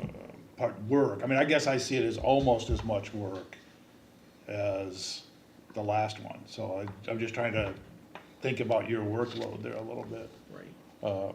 Thoughts from either end of the table? There's always gonna be controversy. There is, and exactly. And so we can say, well, you're not on there because you're not on that map, or those maps, the maps didn't delete your property from it, or, oops, it looks like we missed you. You are on the state map, and we need to fix it. But yes, there's gonna be people who, I'm in a floodplain, why wasn't I taken off, kind of deal. So, Some people might like being in it. But I agree that it should be a priority. yeah. So, I have an idea, a thought. If the CONSCOM wants to lead this, it is absolutely resource protection, CONSCOM stuff. Maybe we could have the opportunity to review and comment, once the map comes out, and then maybe be more involved regarding the development buffers, like decision, like, if we don't wanna own it more, you know what I'm saying? Like, yeah, whatever you all question, think. do we, then, again, do we arm wrestle, or we say you can have batteries and we'll take resource protection, or, trade, or whatever, or a joint committee, 6 members, 3 each, 2 each, whatever it may be. I think we would be open to their participation, and they would be open to our participation. And at the end of the And day, it may well be that select board makes the call. and it could be the select board just says, I want, that's true, I keep forgetting them. Yeah. That they could very easily say, nope, that's Well, they could hear these discussions of here's why we think it should be Yeah. this way, and they say, here's why we think it should be this way, and let the select board make the call. I would hope, I can't imagine this is not a priority for them, the select board, that they're right. gonna want somebody to take it and whatever it may be. So, Would it not be silly to not have the Conservation Commission involved in this? Wouldn't it? Well, be- again, it's not that they're not involved in it, it's who takes the lead responsibility for it. I see. And I think all of these issues, whether it's solar, agriculture, I see. whether it's battery energy storage, really, we're talking about a cooperative, communicative process where all the groups are working together. So there may be, some of these may need more dual involvement than others. I see. But who is I see. primarily responsible for doing it? So I if you go down through the comprehensive plan recommendations, what you'll see on many of these issues is they list time frame, but they also list who is involved and who's responsible for it. Yeah. So some of them are conservation commission, some are planning board, some are both. Yep. Yeah. So my vote is a joint for that. If we have to like label who's owning it, I would say joint. I think that there's some heavy lifting here with, beginning with Habitat and agencies that I think they would be great to do, Yep. work with, and then when it comes to other stuff, we could help. That's my, yeah, I mean, if they're, so how we divvy that up, I would just like to make sure it is done. I mean, I don't see anybody here or Conservation Commission pushing back and saying, nope, we're not making changes. We're not, you know, it is what it is and we'll leave it. I just don't see anybody pushing back on. And the key is, quite truthfully, and I'm willing to take it on, George, is getting the state to get the damn map done. You know, not working to their timeline as nicely as possible. So, not that you can't handle it, but I mean, if you know, it's gonna take a lot of time just to get them to do it. I mean, I know you probably have more connections than I do, but I think. I think they're very interested in doing it, and here's Good. the reason why, because we're the first town in the state that's actually used it, and they wanna make sure it works, Good, because they want other towns to use it. good. But I would just say they've already missed one proposed deadline, so. well, it's only May 1. But I do. And I might have the date wrong. End of May. Yeah. Anyway, I think we've got, are you good on what we're thinking about there, Yeah, George? and I'll do a memo after this meeting and just kind of say, here's what I heard and here's what I think the direction you want to The communicate. only thing I would the add to select joint boards is somebody's gotta be in charge, you know, whether it's, you know, where conservation says, okay, we're done, let's move on and send it to planning, because we're gonna, at the end of the day, we'll get our own input when it comes up here, so, and again, I think they're happy to work with this, but if they really wanna fall on their sword on that one. So, I Just thinking think, about equity, right, and if we said that they took charge or took the lead on solar, and we're kind of pushing the battery stuff to them, we took lead on the resource protection, are we sure that we wanna push something else on their agenda if it's too heavy? well, and I may try to give Well- Jess Costa, who's the chair, a call. Recall, Until things are presented next Tuesday, some people may not be having any this discussion. Yeah. Once it's presented to people, people may say, I want that one. Yeah, well, no, that's exactly right. They may go in, so I will call Jess, who's the chair, Jess Costa, and say, Jess, here's what we're thinking, so that she's not blindsided on, Yeah. she may just assume, hey, Yeah, yeah. those first three are mine, Yeah. mine being the Conservation Commission. board. And it doesn't have to necessarily be, this is our recommendation, it could just be, these are our thoughts. yeah. Yeah. Exactly. And also remember, we're actually, or I'm proposing that we push the solar, the siting, for not Yes. this year. But if they want to. But if they want to do it, absolutely. We asked them to push it, again, I don't know, to Alan's point is, I don't know what they're gonna wanna do. Yeah. I agree with you on the siting, I was just getting to the battery storage part. Yeah. Oh, yeah, storage, yeah. And they can do cell towers. So I guess we're on to page 3 and overhaul of the historic preservation regulations. So George did a lot of work on this 2 years ago, 2022. And it was, we originally thought maybe we'd include it in this year's town meeting. That did not happen, so your thoughts on, George has put out some bullets, and your thoughts on the priority of, and so on historic preservation. Do we have a commission, the Historic Preservation Yes. Commission? Are they interested in this? I would think they would be. Uh, I mean, they took over the responsibility of the Union Church, and they were advocating for that. The Historical Society. They're interested in the issue, they have different views on how it should be addressed. So just some history on this. I was approached by the Historic District Commission right after the 2018 comprehensive plan was adopted and asked to help them work through the recommendations of the comprehensive plan for historic preservation. And I spent a year and a half doing research and trying to learn how the system is set up, and came to the conclusion that the historic district regulations for Durham are way outside of what the town actually has capacity for, number one. And number two, way beyond what it needs in terms of the historic district regulations are really designed for a town like Topsom or Kennebunkport, or someplace where they have these historic districts with dozens of homes. Here you've got several isolated ones, and there's no real historic district. But you have a whole administrative system set up like it is downtown Yarmouth, with hundreds of homes that need to be reviewed for everything. And so you've set up a bureaucracy to do that without committing the resources to do it right. So this is a very complicated issue, very subjective.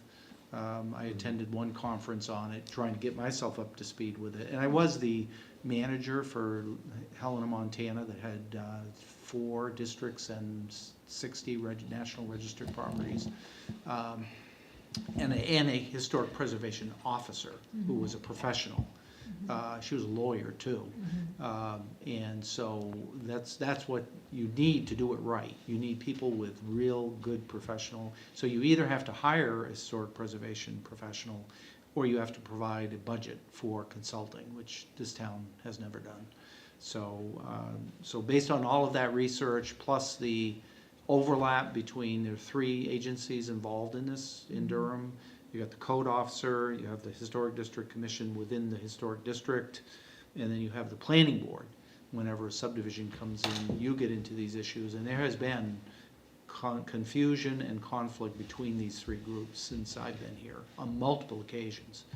And so after doing all that research, working with the Conservation Commission, I presented a report to them in August of 2022 that basically made several recommendations for streamlining and simplifying the system, and presented that to them, and that's where it ended. So, but those issues still remain. The system is still, as in my view, ill-suited for the town of Durham in terms of need and capacity, and should be addressed. But that's a decision of the select board and the Historic District Commission, and that's really in their bailiwick of how they want to proceed. And I would say that this is one, for the reasons that George has listed, and perhaps some others, this is one that, quite truthfully, my recommendation is we don't really take a stand on it. I don't know that it is, while the regulations may be challenging for us as a planning board, but I kind of think that the historic district and the select board kind of need to say which direction are they gonna go? Which direction does the select board want them to go? Stay the way it is, change, tweak it, eliminate this part of it, or whatever it may be. But I'm not sure that this is one that we play in the same way we do with solar and some other stuff, if that makes sense. So I'm kind of recommending neutrality, or no opinion, or We have an established historic district. it's basically. You're in it.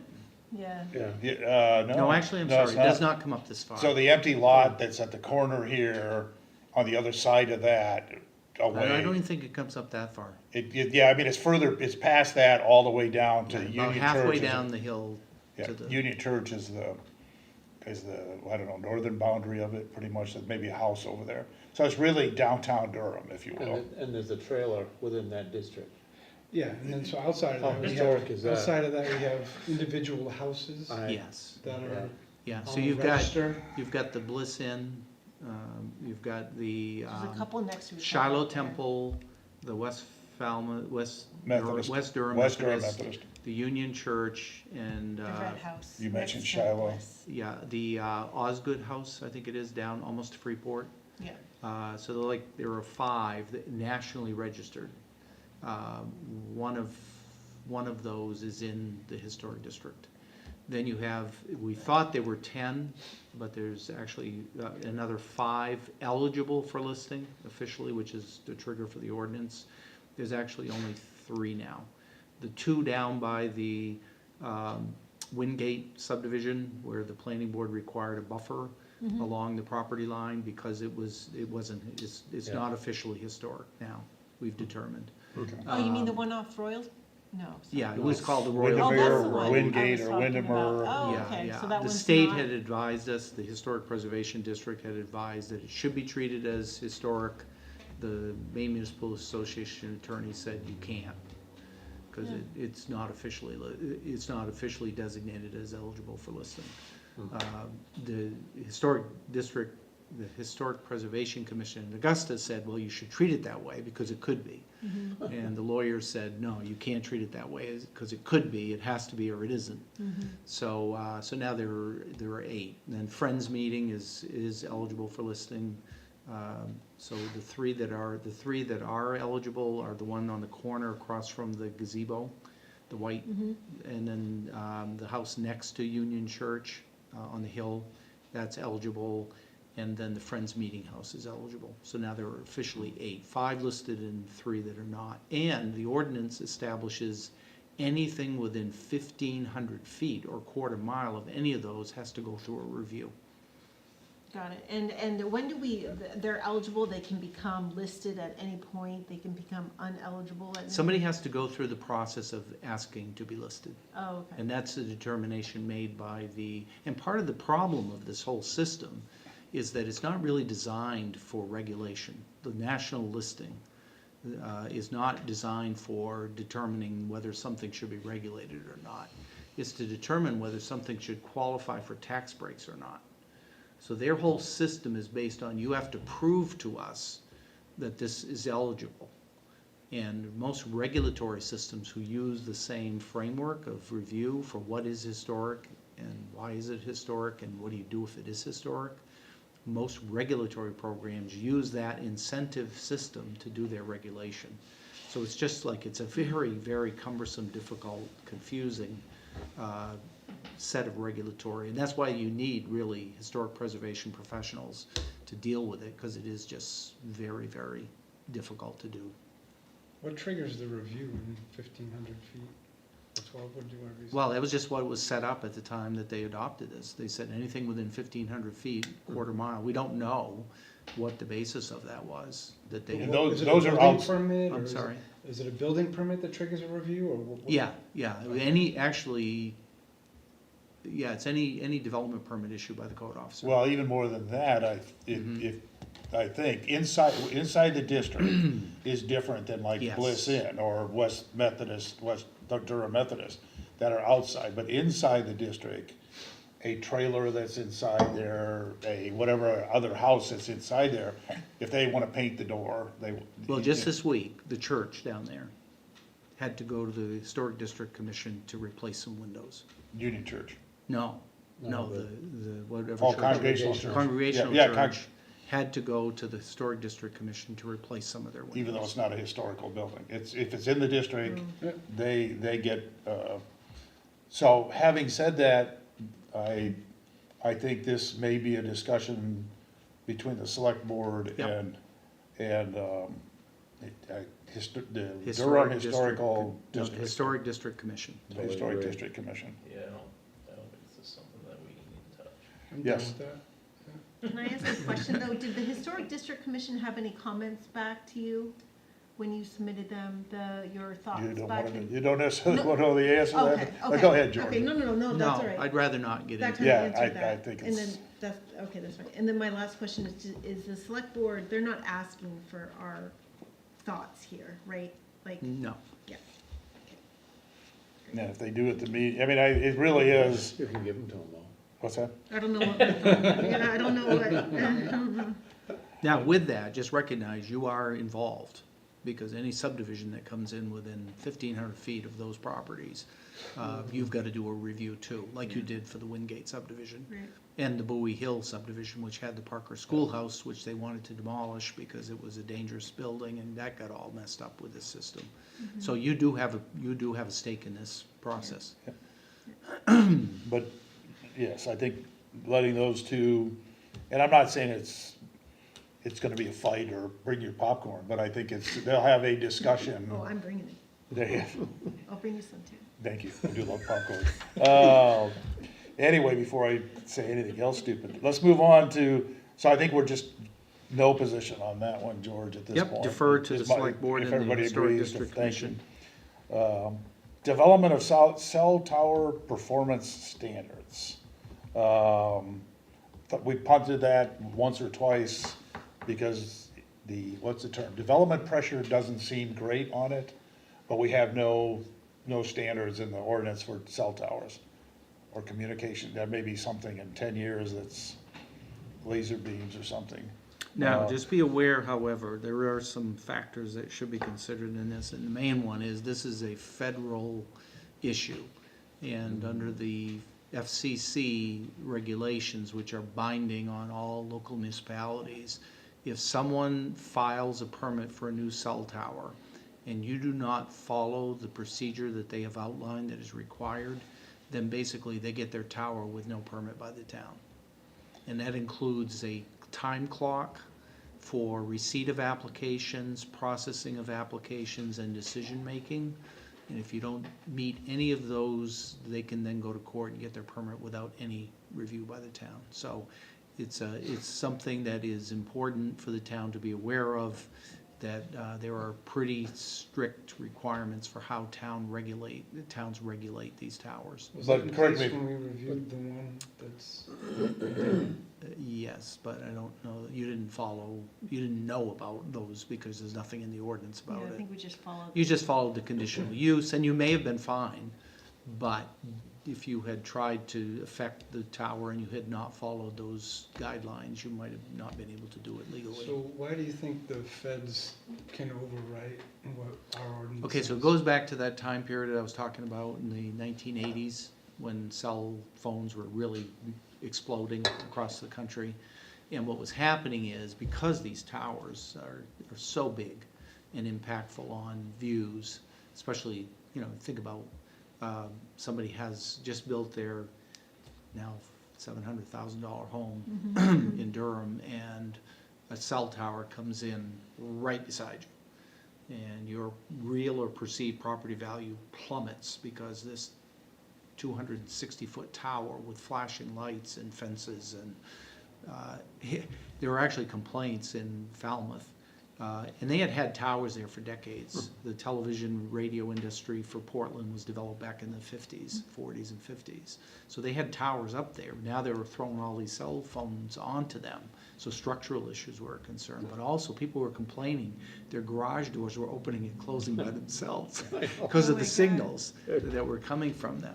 So those are all some of the issues that came about. And what was happening is, there was a push to make cell phone technology available to the whole country because the whole world was going that way. And so the FCC was finding that local zoning boards were turning them down right and left because of these impacts. And so they adopted these rules that trumped the local regulations to say you have to, and one of the primary ones was that you cannot have a regulation that has the effect of prohibiting cell service. So the burden is on the town to show that you can put a burden on a provider to show that they need the service. In other words, they have coverage models, analysis that they do. And so they have to you can require them to demonstrate that there are gaps in their coverage that cannot be met by another provider. That's what you get into all of this, and it's hyper technology. And so that's all involved in that. But right now, you've got nothing on your books other Yeah, than, I would other think than conditional use. in this one, the development pressure is pretty minimal, because I think there's pretty decent coverage in Durham now.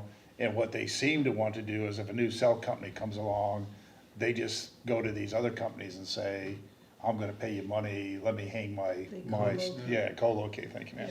Yeah. So this doesn't have, I don't, as George said, a lot of development pressure, so do we wanna take it on?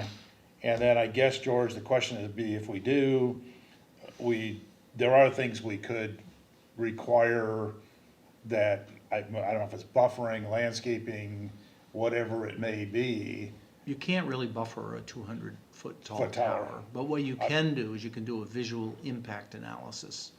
And that can say, it can be no higher than this because of the visual impacts, but you have to have an ordinance that establishes what the rules So are. those are, those are the kinds of things we would have in the Yeah. ordinance. And the other big thing is like with solar decommissioning.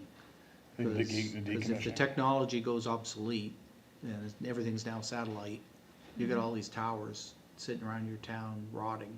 Yeah, I'm curious about what our other one says on decom, the one that we did a long time ago. I I'm don't think it just- does. Were you not here? I was, but Oh, I don't yeah, think, yeah. I don't think that we I don't know if we said talked anything about about decom. decommissioning. Yeah, I don't know Right. if we did. You No. probably didn't, No, I don't think we did. and they probably didn't bring it up.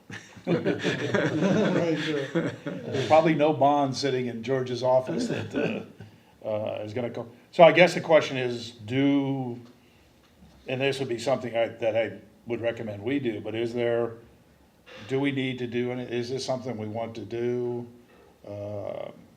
this year, or is it? Is and it then- lower priority than some of the others? Yeah, Yes. that'd be my I would my say thought.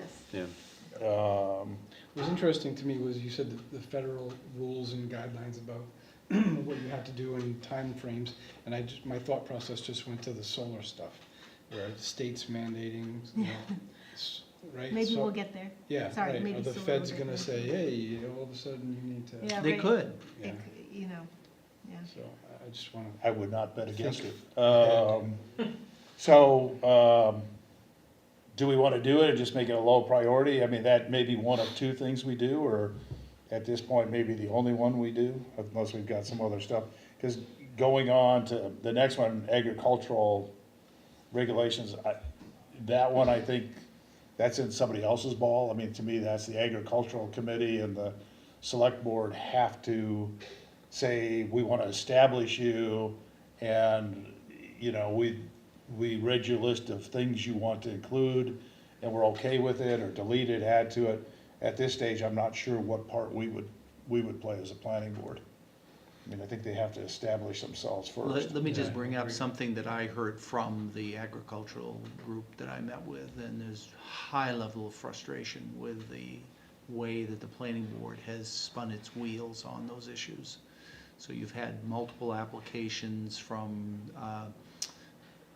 the current agricultural interests who have had to come before the planning board, and it seemed to them that the planning board was struggling trying to figure out what the ordinance, how it dealt with things like agritourism and other agricultural issues, that your ordinances just didn't even provide you with clear guidance on how you should look at it, so.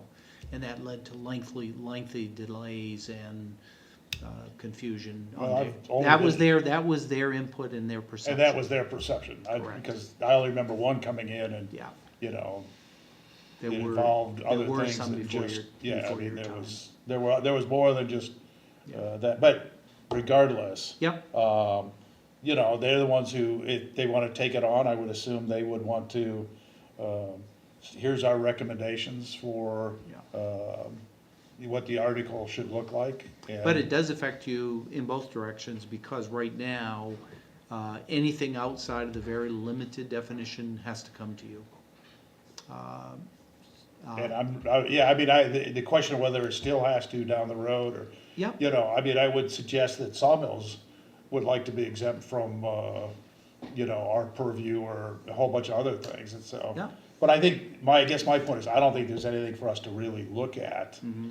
You know, they need to come up with their proposed article. Yeah. And certainly if they need input from you or any of us, I think we would be there to help them, but I think there's gotta be some, And from the planning board's perspective, you have a stake in this too, because as you pointed out, I think you're alluding to, John, is that some of what they want to do pushes the bubble of what is agricultural.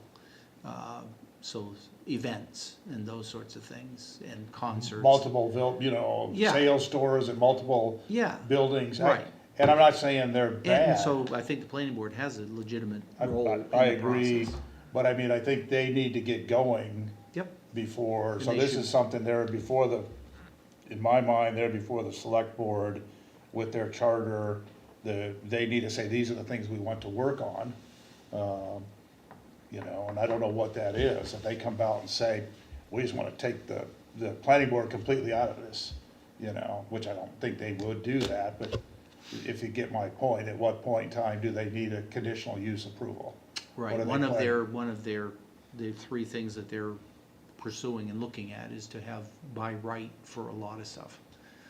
For ag-related stuff? Ag-related stuff. So is it a definition change that we're Yes. looking at? Okay.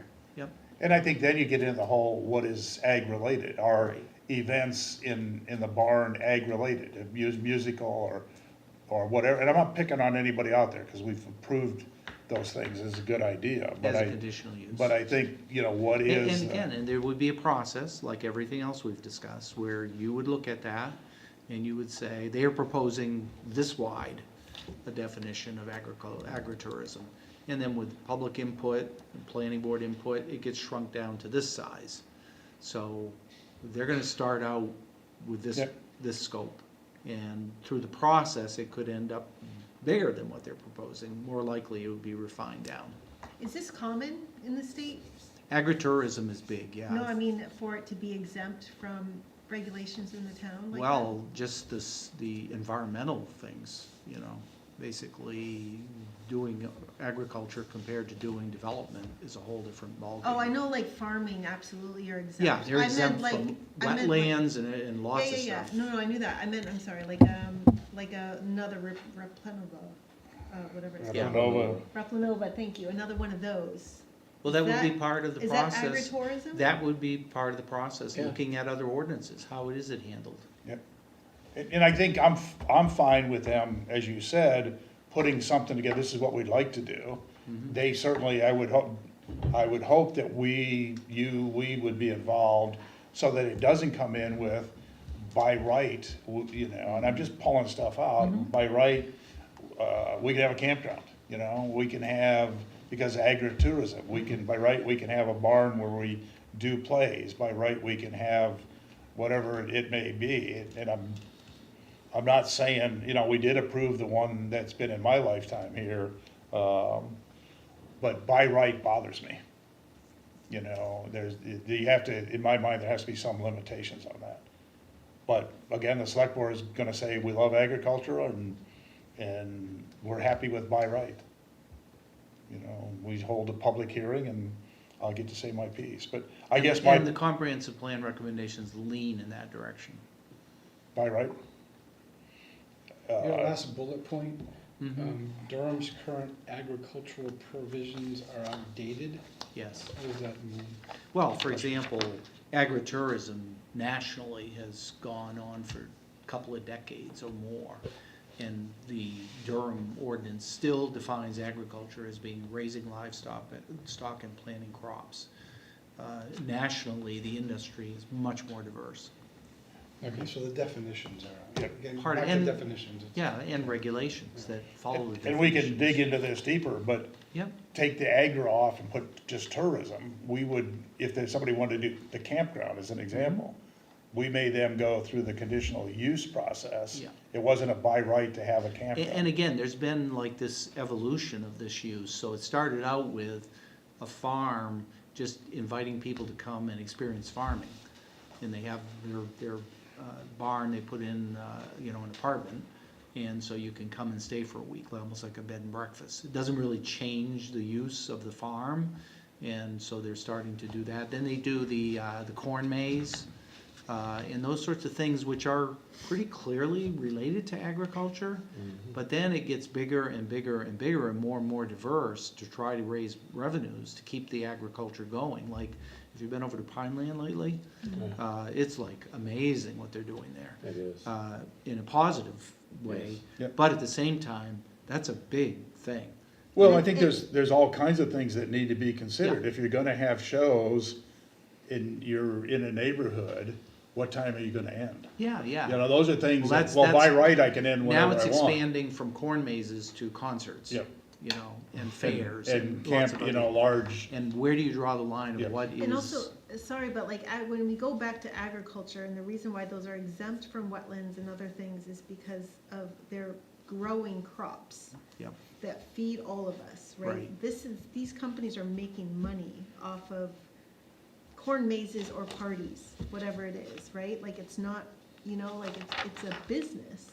Right, but- It's like the campground, like, good example there, it's tourism.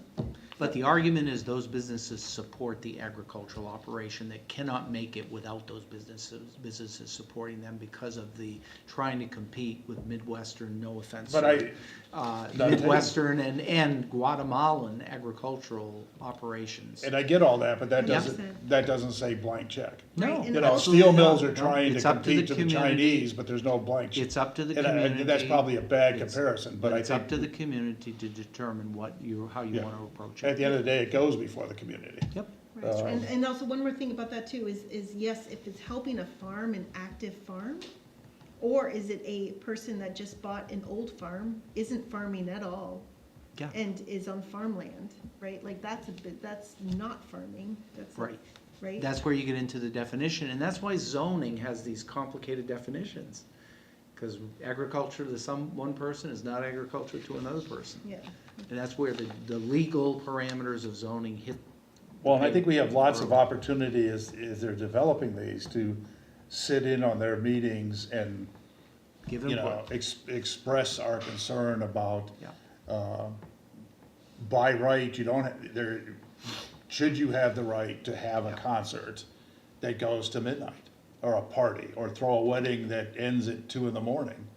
or just get a conditional use for that part of it. Yeah, well, yeah, I'm not saying you can't have some kind of little venue there, but, those are my concerns, and Yeah, so, and you know. hopefully approach this from a cooperative, communicative Yeah, Absolutely. no, I basis. mean, absolutely. absolutely. But I mean, just a broad, I'm interested to hear more about Yeah. how this is gonna go down. but I'm just voicing my thoughts about by Yep. right is a Yeah. pretty open-ended statement. So that's agriculture. I don't think we have a dog in that fight at this point, which is just not to say that we won't very soon. And then, before we get into codification, are there any other,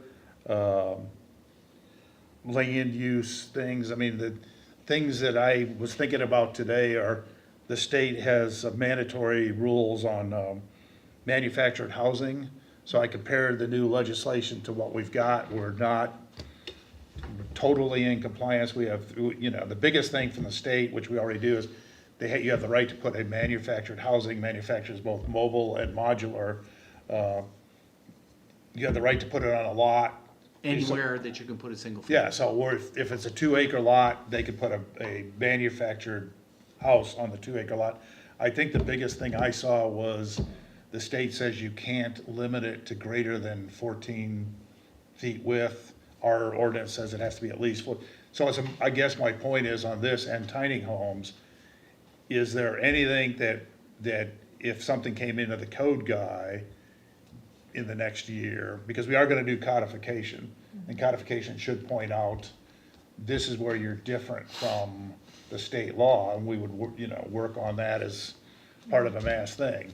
But is there something out there that the state's requiring, the way they did housing, where it becomes a major issue for us?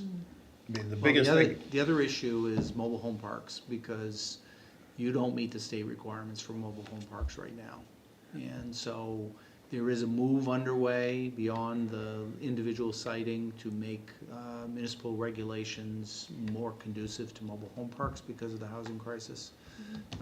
And so that is something that currently your ordinances do not meet state law. Are they thinking that's a year out, 2 years? It's Who hard to knows? say, could be precipitous, or it could just be not, especially where they've now said you gotta allow, because one of the main reasons they did mobile home parks in the first place was to limit them from individual lots. And they had a big, again, 30 years ago, that was a cycle, but there's a new push for it because of the housing crisis, so. and I guess what I'd like to see is what is the state going to require? at the, You don't know. 'cause- yeah, that's just it. It's sort of like affordable housing. Yeah. We jumped the gun because we thought, well, then the But definition. what you can do right now and should do right now is bring your ordinance into compliance with current state law, which you're not. Which is what the codification is. That's part of it, yeah. Yeah, no, I don't disagree with you, but Yeah. if somebody came in with what I'm trying to get to is the developer pressure.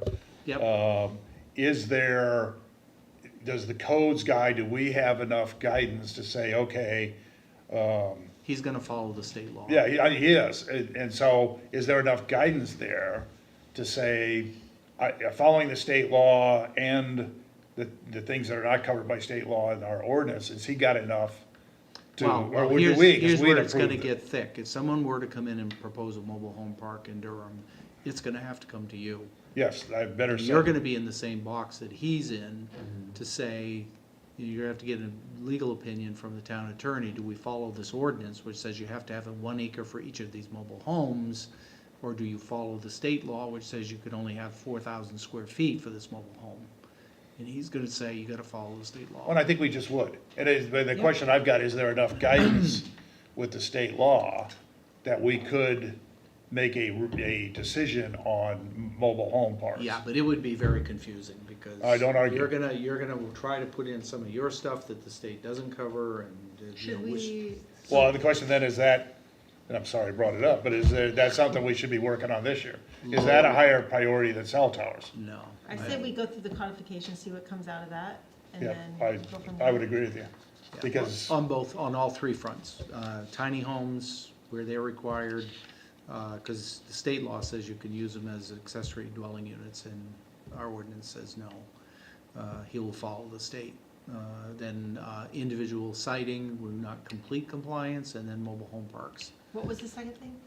Individual siting. Putting it So on a- John pointed out that the state says you can't Of require mobile them. homes? Yeah. yeah, well, and manufactured, which would be modulars. So my feeling is that we don't do that one Yeah, until, It's because a no lower- sense it's doing a it lower- in 25, have the state come out summer of 25 and. yeah. Plus the what- codification may fix it. The codification may vary, you should, if they don't change the law, yeah.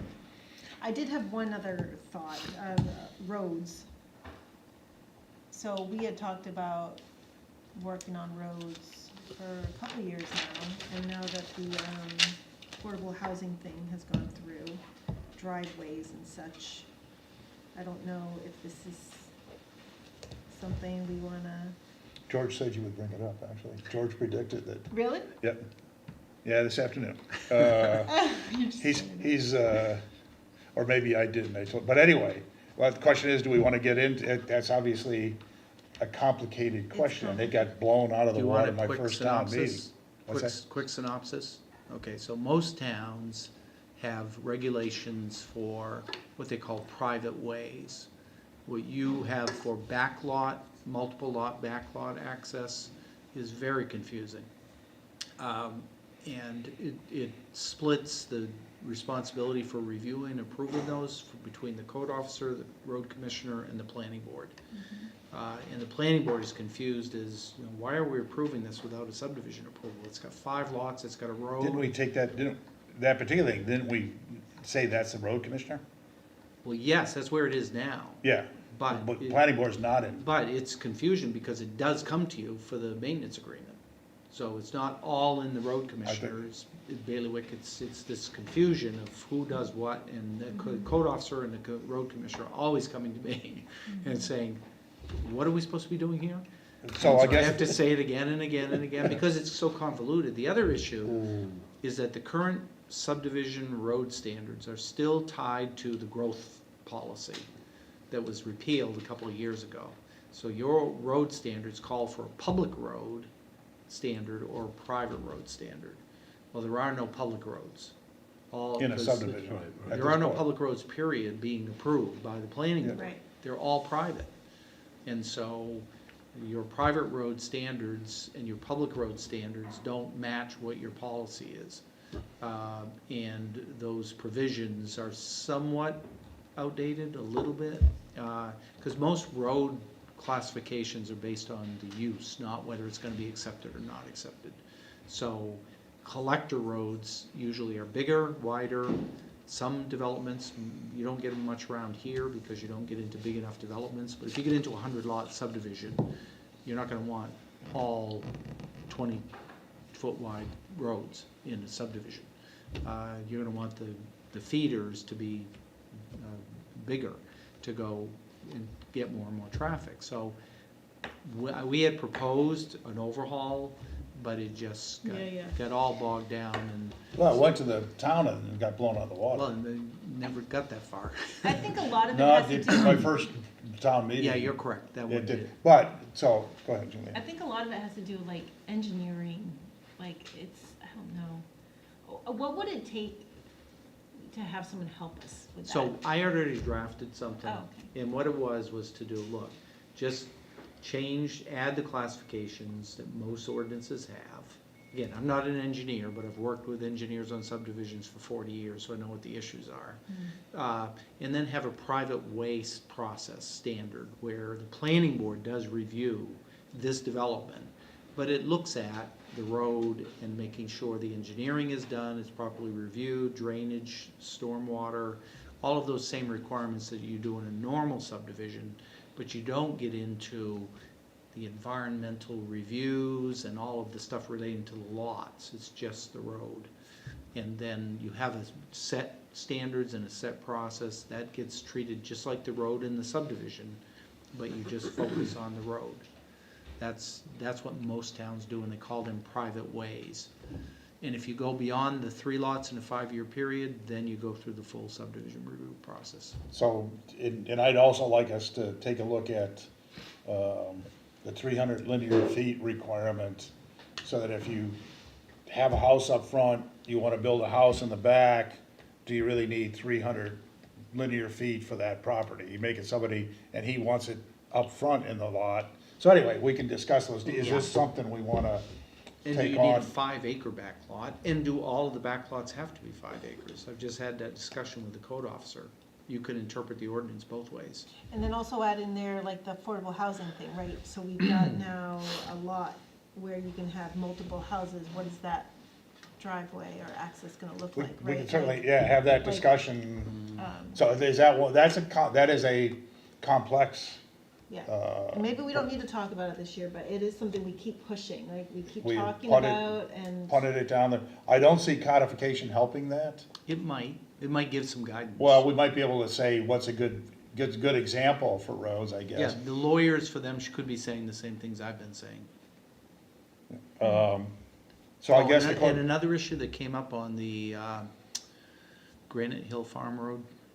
Okay, so, I mean, you drive up there, Yeah. you just about need a 4-wheel drive vehicle. And the planning board struggled with, should we be approving this subdivision up here? Or should we be requiring the developer to fix the road to it? So that's another big issue. You've got some of those roads like Cushing and Granite Hill Farm Road where it don't come close to meeting a town standard and is really not good for access. But how do you deal with that as a planning board? That's another issue. Required road improvements to get to the site. Can you or can't you do that? well, yeah, so do we punt on cell towers one more time and take on roads? At least a discussion, even if we don't, start the discussion on it, and have some public input on it as we're developing it. It seemed to be a couple of years ago, a very touchy subject, to the point where it lost, as they both lost resource protection. So, Or do we wait for codification to identify that? okay, so that could be, Let could be that 2 be years, but analyzed. I'm okay with that. That question is out there. But what is our timeline? Granted, there was a request for quote for codification, correct? It's out for RFP right now. So the next topic is digital codification. Was there any other ordinance changes we wanted to make? I think the road one is a good one, and I think codification is gonna put a lot on our plate once that's done. We will get real busy. Yeah. I mean, just taking the commas and apostrophes and fixing that, I mean, we still have to have all the public hearing, and everybody's gonna, why is, what, on page 78, Oh, God. the third paragraph, why did you put a comma? Anyway, so that will be, and there'll be other things that will need to be fixed. So Yeah, I don't, do we want to take on roads, at least get it started? So our plan right now is to joint do the RP, right? Possibly, depending on other people. Joint do the battery, and that's it, right? Well, I mean, our RP. plan, it depends on if You said conservation wants. RP, RP, Yeah. resource protection. yeah, and joint then, And- on battery. I and thought battery. was And just battery. going to, Oh, or, Well, it's being, oh, yeah, right. If they can lead it, and then Right. we'll, yeah. Well, it is I don't know. Maybe a joint on, well, what do you think? I'll Well, let John I will, well, answer that. my wisdom. I guess I'd like to talk to Costa ahead of the meeting, say, here's our thoughts. And if they say, hey, look, we punted for 1 year on the land issue, we really wanted to take that on, we need to get to it and do it this year, that's a major effort on their part. I don't have any problems actually with us taking on resource protection with their input, if that helps lighten their load a little bit. To do citing. Is that what you're saying? Like, No resource, I'm on resource yeah, protection. no, but you said to lighten their load so that they can do the citing? Yeah, so they would do solar energy systems, part 2, maybe battery something I think we could do, but, they have done a lot of work on it. Would we want to take on refinement of resource protection and, there's something I'm missing here, and cell towers, I guess. So I mean, I'm not trying to undo decisions we've already made. I'm perfectly fine with punting cell towers one more time. And just take whatever we get, through codification. So thoughts, I mean, I don't know where they are, they being the Conservation Commission. I do know they sort of reluctantly agreed to not take it on this year, Take what on? the Solar siting, siting. the siting piece of it. They- I think Jess and Michael Friendly, and they put a lot of work and thought into it, they would have liked to have done it. Yes, It's all part of that, and they may want to, Jess, if you're listening, they may want to, not punt it. They may want to run the Yeah. ball now. I just wonder if we could have a conversation and just see, like, just what makes sense, right? We wanna do it, but we don't wanna rush it, it's a big thing. And I would like to have that outside of this, and maybe it is just we get Jess on the phone or something, and I can ask her, or, whatever it may, I don't know how to do a teleconference, but just ask them what their thoughts are. Yep, So that, again, if nothing else, they're not blindsided. yeah, They're not going into this meeting thinking that we're gonna do the first 3, we being Conscom. can we meet with them ahead of the meeting next week? I don't know what you and I, or anybody's welcome, but see if we can ask Jess in the morning if they have time. Yeah, just Like, meet when's here their regular early. meeting? 6:30, right? Oh, before the select board? Yeah, I think we ought to have the call ahead of that. Okay. So they've had an opportunity to say, sure. planning board wants us to not do this, what do you think? Kind of deal. yeah, But I'm available anytime, I so am too. I can we make could have a myself meeting, here, there, everywhere, and just say, guys, here's what we're thinking about, what do you want to do? Mm-hmm. And, does that make sense? And George, you wouldn't necessarily have to be there, we would just say, we don't want you to be blindsided, this is kind of what we're thinking, and the discussion we would have, so they would be prepared to say, no, listen, we really want to yeah, do yeah, yeah, this. exactly, yeah, it would be good to, and vice versa, find out what they're thinking. yeah, Yeah, so let me see if I can get a hold of Jess tomorrow, and see if I can get her to give me a shout, and, see, are you available any time kind of deal? yeah, whenever you guys are available. Does anybody else want to be there? Is that something we carry the message? Be careful, because if you have more than 2, you're. 2 of us, that's into a right. Public meeting. So, therefore we don't. yep, nope, can't make it. Yep. okay, so Julie and I will have that conversation, or one of you and Julia. So, but we do want to do battery because of the development pressure we do want to work through the resource protection piece. We're gonna be neutral on over the historic preservation, and then cell towers, we wanna go ahead and try and take it on. If we're gonna wait on roads, do we wanna go ahead and be done with cell towers at this point, or do we wanna? I don't see that as being extremely controversial.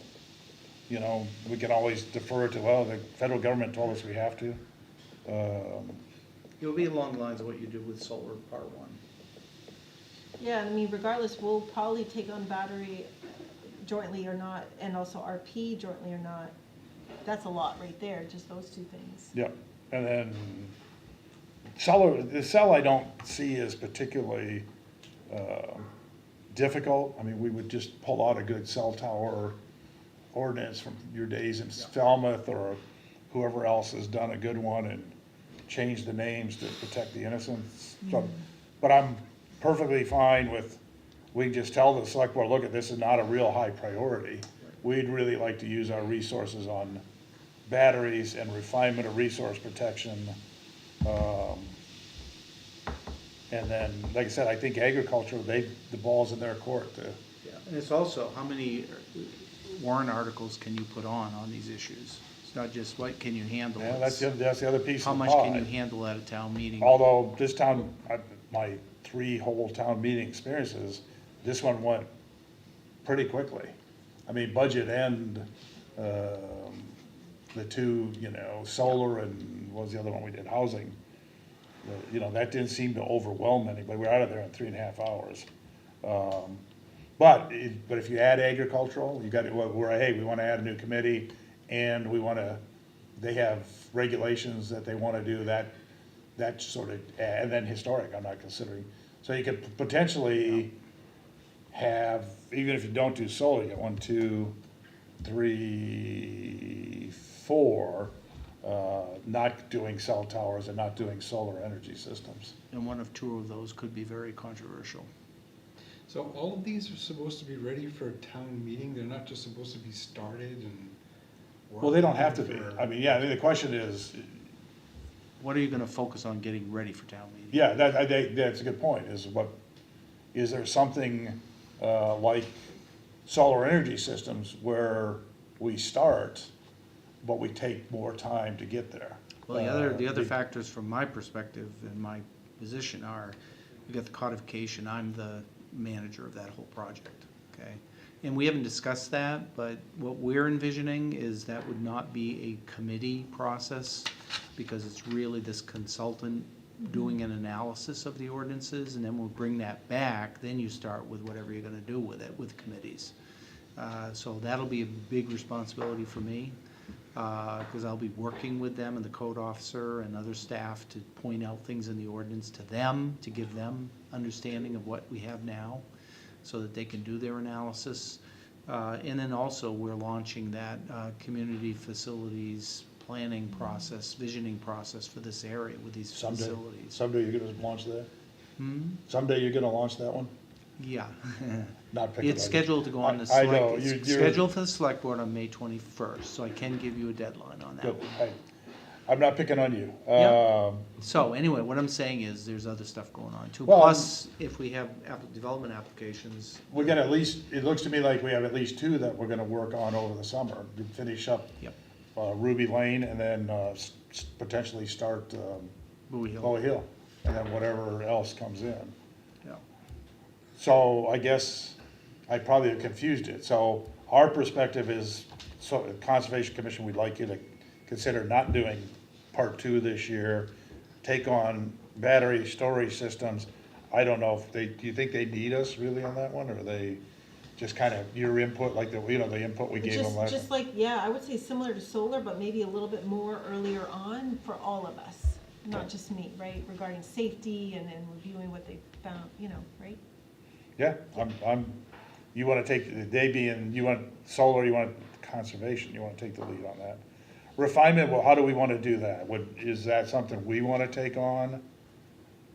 And I'm I think that asking, should be a joint, I really do, I think, but then somebody's gotta be I'm Oh, always, oh. who's in charge, is my thing. Is that gonna be Who us? takes the lead? Yeah, who takes the lead, Okay. thank you. Okay. So is that us, is that solar where we just have joint meetings every other month or once a month where, or we sit down and discuss it and say, this is what we wanna have in there? Who's talking to, they're talking, is the Conservation Commission talking with, beginning with Habitat about this? Not Not that I yet. know Just you? Okay, Yeah, so they're not involved yet, of, not yet. really? no, so Just we're at. like us, yeah. okay.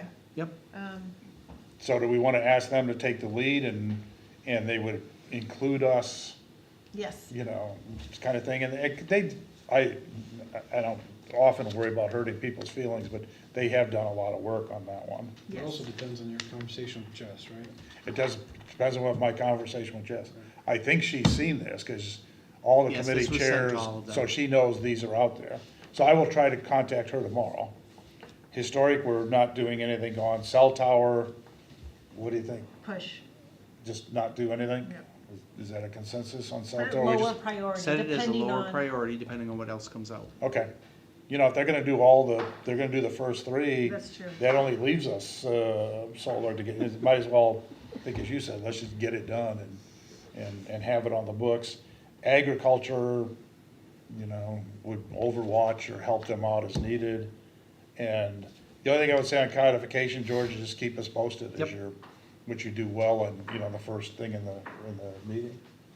Okay, is that the consensus, or am I just listening to myself talk, and I think everybody agrees with me, or, I don't think we Consensus. should, keep kicking roads down you'd like to do so, I don't have, I kinda think, as soon as I say that, it'll be easy. I mean, I really do think it's a matter of getting Did you somebody, say cell? you're talking You about said cell. roads? Yeah. Oh, roads, I'm sorry, I was gonna say, roads is easy. Wait a minute. no. No. Part of the difficulty with roads is a couple of things that got hung up on was the policy of whether you were gonna require those private roads to be gravel or paved. That was very controversial, and that torpedoed partly. The other issue is that the ordinance and state law on roads is very complicated and very confusing. How do you define a road? And so part of the codification process will look at that, because that was for Ann Torgrosa, who's a lawyer, dealing with these issues. That was like one of her things, we gotta fix this, we can't have this definition of street, this definition of road. You know, the state law on roads is, We tweak private road, I'm okay with taking, and maybe it's, so that's one reason for waiting on Yeah, it, to well, get maybe the we s- codification input of the lawyers. maybe we start it and, just do some research, without having it must be done by, you know, January. You know, if we Or feel you like. could go forward with just the general framework and say, you know, when all those complaints and concerns come up about definition of roads, you could say the codification process is gonna take care of that. So, at the end of the codification Well, it may process, are take they care of just that. gonna say, this is messed up, you need to fix it? Or are they gonna say, this is how you fix it? They're gonna do both. They're I gonna think it's say- more the first, though, don't It you? is, but they're gonna get, for stuff, they're gonna say, look, this is what other towns are doing. They're gonna give you, Yeah, that- they're gonna give you examples. To But they're not narrow, gonna- narrow it down, so you don't have to invent the wheel. Yeah, but it's not gonna be, RFP? Yeah, and they can't make those policy decisions for you of whether you're gonna require those private roads to be paved or not. That's a policy decision only the town can make. I think there's still a lot of work on a lot of things. Yeah, After codification's done. Absolutely, no, I mean, expect a lot to come out of that, and Yeah. it's gonna drive the next time we have this conversation. yeah. Yeah, What do we prioritize? Because and, they're gonna have a list of things that we need to Yeah. deal with. and we're probably a year out from having first cut at codification? Probably. Because what I heard that guy say was 2+3 years to have the final product. Oh, And yes. when we meet with the consultants, we'll find out. You'll get a what- better feel Much for better it. deal, understanding what is gonna be involved in timelines. So roads, we would push until, we get some more feedback? I'm asking. Yes, yes. Yeah, I would. But again, you're gonna be presenting what your thoughts are on the issue to the select board, and they may say, no, go with the roads. Right. Well, so that begs, so we wanna say Actually, roads is something. No, I think roads isn't in here.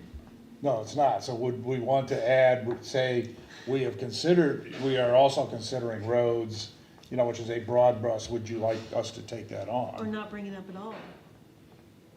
You brought it up. I know I brought it up amongst us, but, I think that's, You're thinking. I think that's what I'm asking. well, I wanted to talk about it, but like, it's not It's an in issue. this, we don't need to add it. No, If so we you're don't want to, right, like, No, let's but we see need if- to think about the things that give us problems all the time, that we wanna fix, right? yeah, Cell towers is not a thing. I This- would agree. This roads thing, we had folks in the audience that were developers, and you're that right, affect you're right, them. it is, And- you're right, you're right. Well, you got a lot of discussion that, between Calvin and Alan, that they disagree on things. I'm okay with taking it on, and maybe we don't, and I'm just thinking, maybe we get something really put together, and we don't take it all to I mean, I'm almost thinking we should take it all, but maybe instead of spending time on cellular, we spend time on roads, but maybe we don't get there by April of That's, next year. that's. But we've at least identified the problems, we have ideas to fix. If there's something where Calvin and, the planner, the road commissioner, and the codes guy say, we need guidance on this one thing, or two things, or 10 things, we can fix that. It could be you defer the whole issue of those private roads to the code officer and road commissioner, but give them clear guidance for how to do it. I think that's what I'm saying, but clear guidance is probably something in an ordinance, right? That's right. Yeah, so it may not be that we talk about, I mean, I'd like to see this 300-foot thing go away, because rather than come in and drive a circle to get you 300 feet, but that may be something we don't do, but there are things that they need guidance on. Just clean up the administrative parts of it. Yeah, and say, okay, what do you all have problems with, you three, the Yeah. planner as well, and let's fix those with like we did with who approves private roads. Yeah. We fixed a very small piece of the issue, Yeah.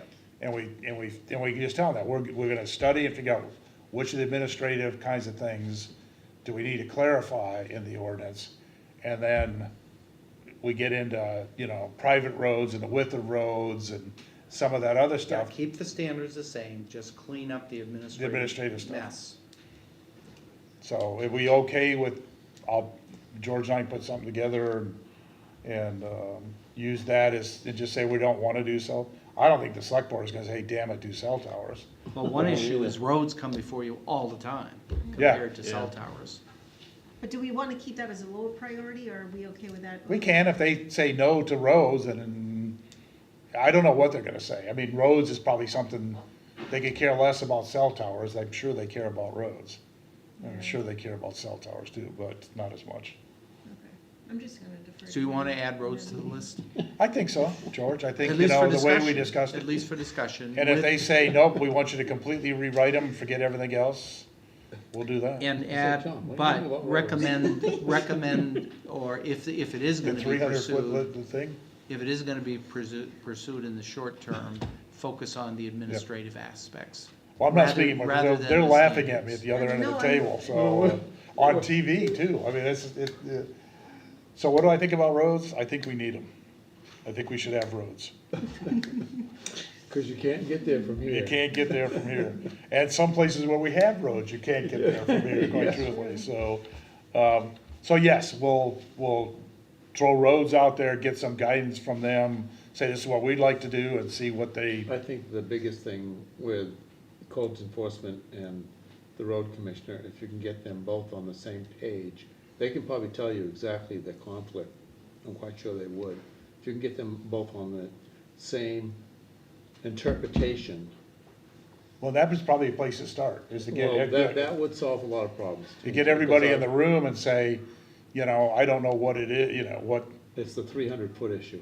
the 300, With, it's, yeah, if you want my opinion on the 300-foot issue, I think it's somewhat BS, depending, it's- well, like I said, get the two of them on the Yep. same page and eliminate Yep. the problem. so that may be, all we get to is this year, we just may solve some of those kinds of Yeah. things. It may not even require a change in the code, it's just, do we both, all of us agree that this is the rule?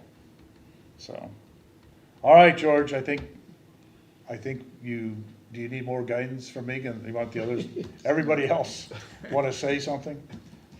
Juliet, I don't think we're gonna get to, I'm welcome, happy to stay, No, that's fine. No, and let's we talk could about it get, next time. yeah, Peer I reviewer. think we should do. Yeah, just kind of an overview And of, we can do the, and we may need to do this again after we get guidance from the select board too. You know, we may want to have a separate meeting, although I don't want to, you guys all have lives, I don't. So, I don't want to just keep having meetings for the sake of having meetings. well, our next meeting, speaking of, is June When, 5th, right? June, I think will be busy. We have sketch plan for Bowie and, I don't know if Ruby Lane will be back with their final, or where they'll be at that point. They got some legal issues to solve, haven't they? I did send it off to the legal. We talking Ruby or, oh yeah, Ruby. yeah, we do need an answer on, Yeah. and hopefully, you know, hopefully the guy will say, I gotta get this done before May 31st, so that they're not at my retirement party asking for information. Can I sign off? Yes. Yeah, I think so. Bye. To adjourn? So moved. Peop- I'll peop- second. Yeah, and vote, Or- raise a hand. We have a motion and a second.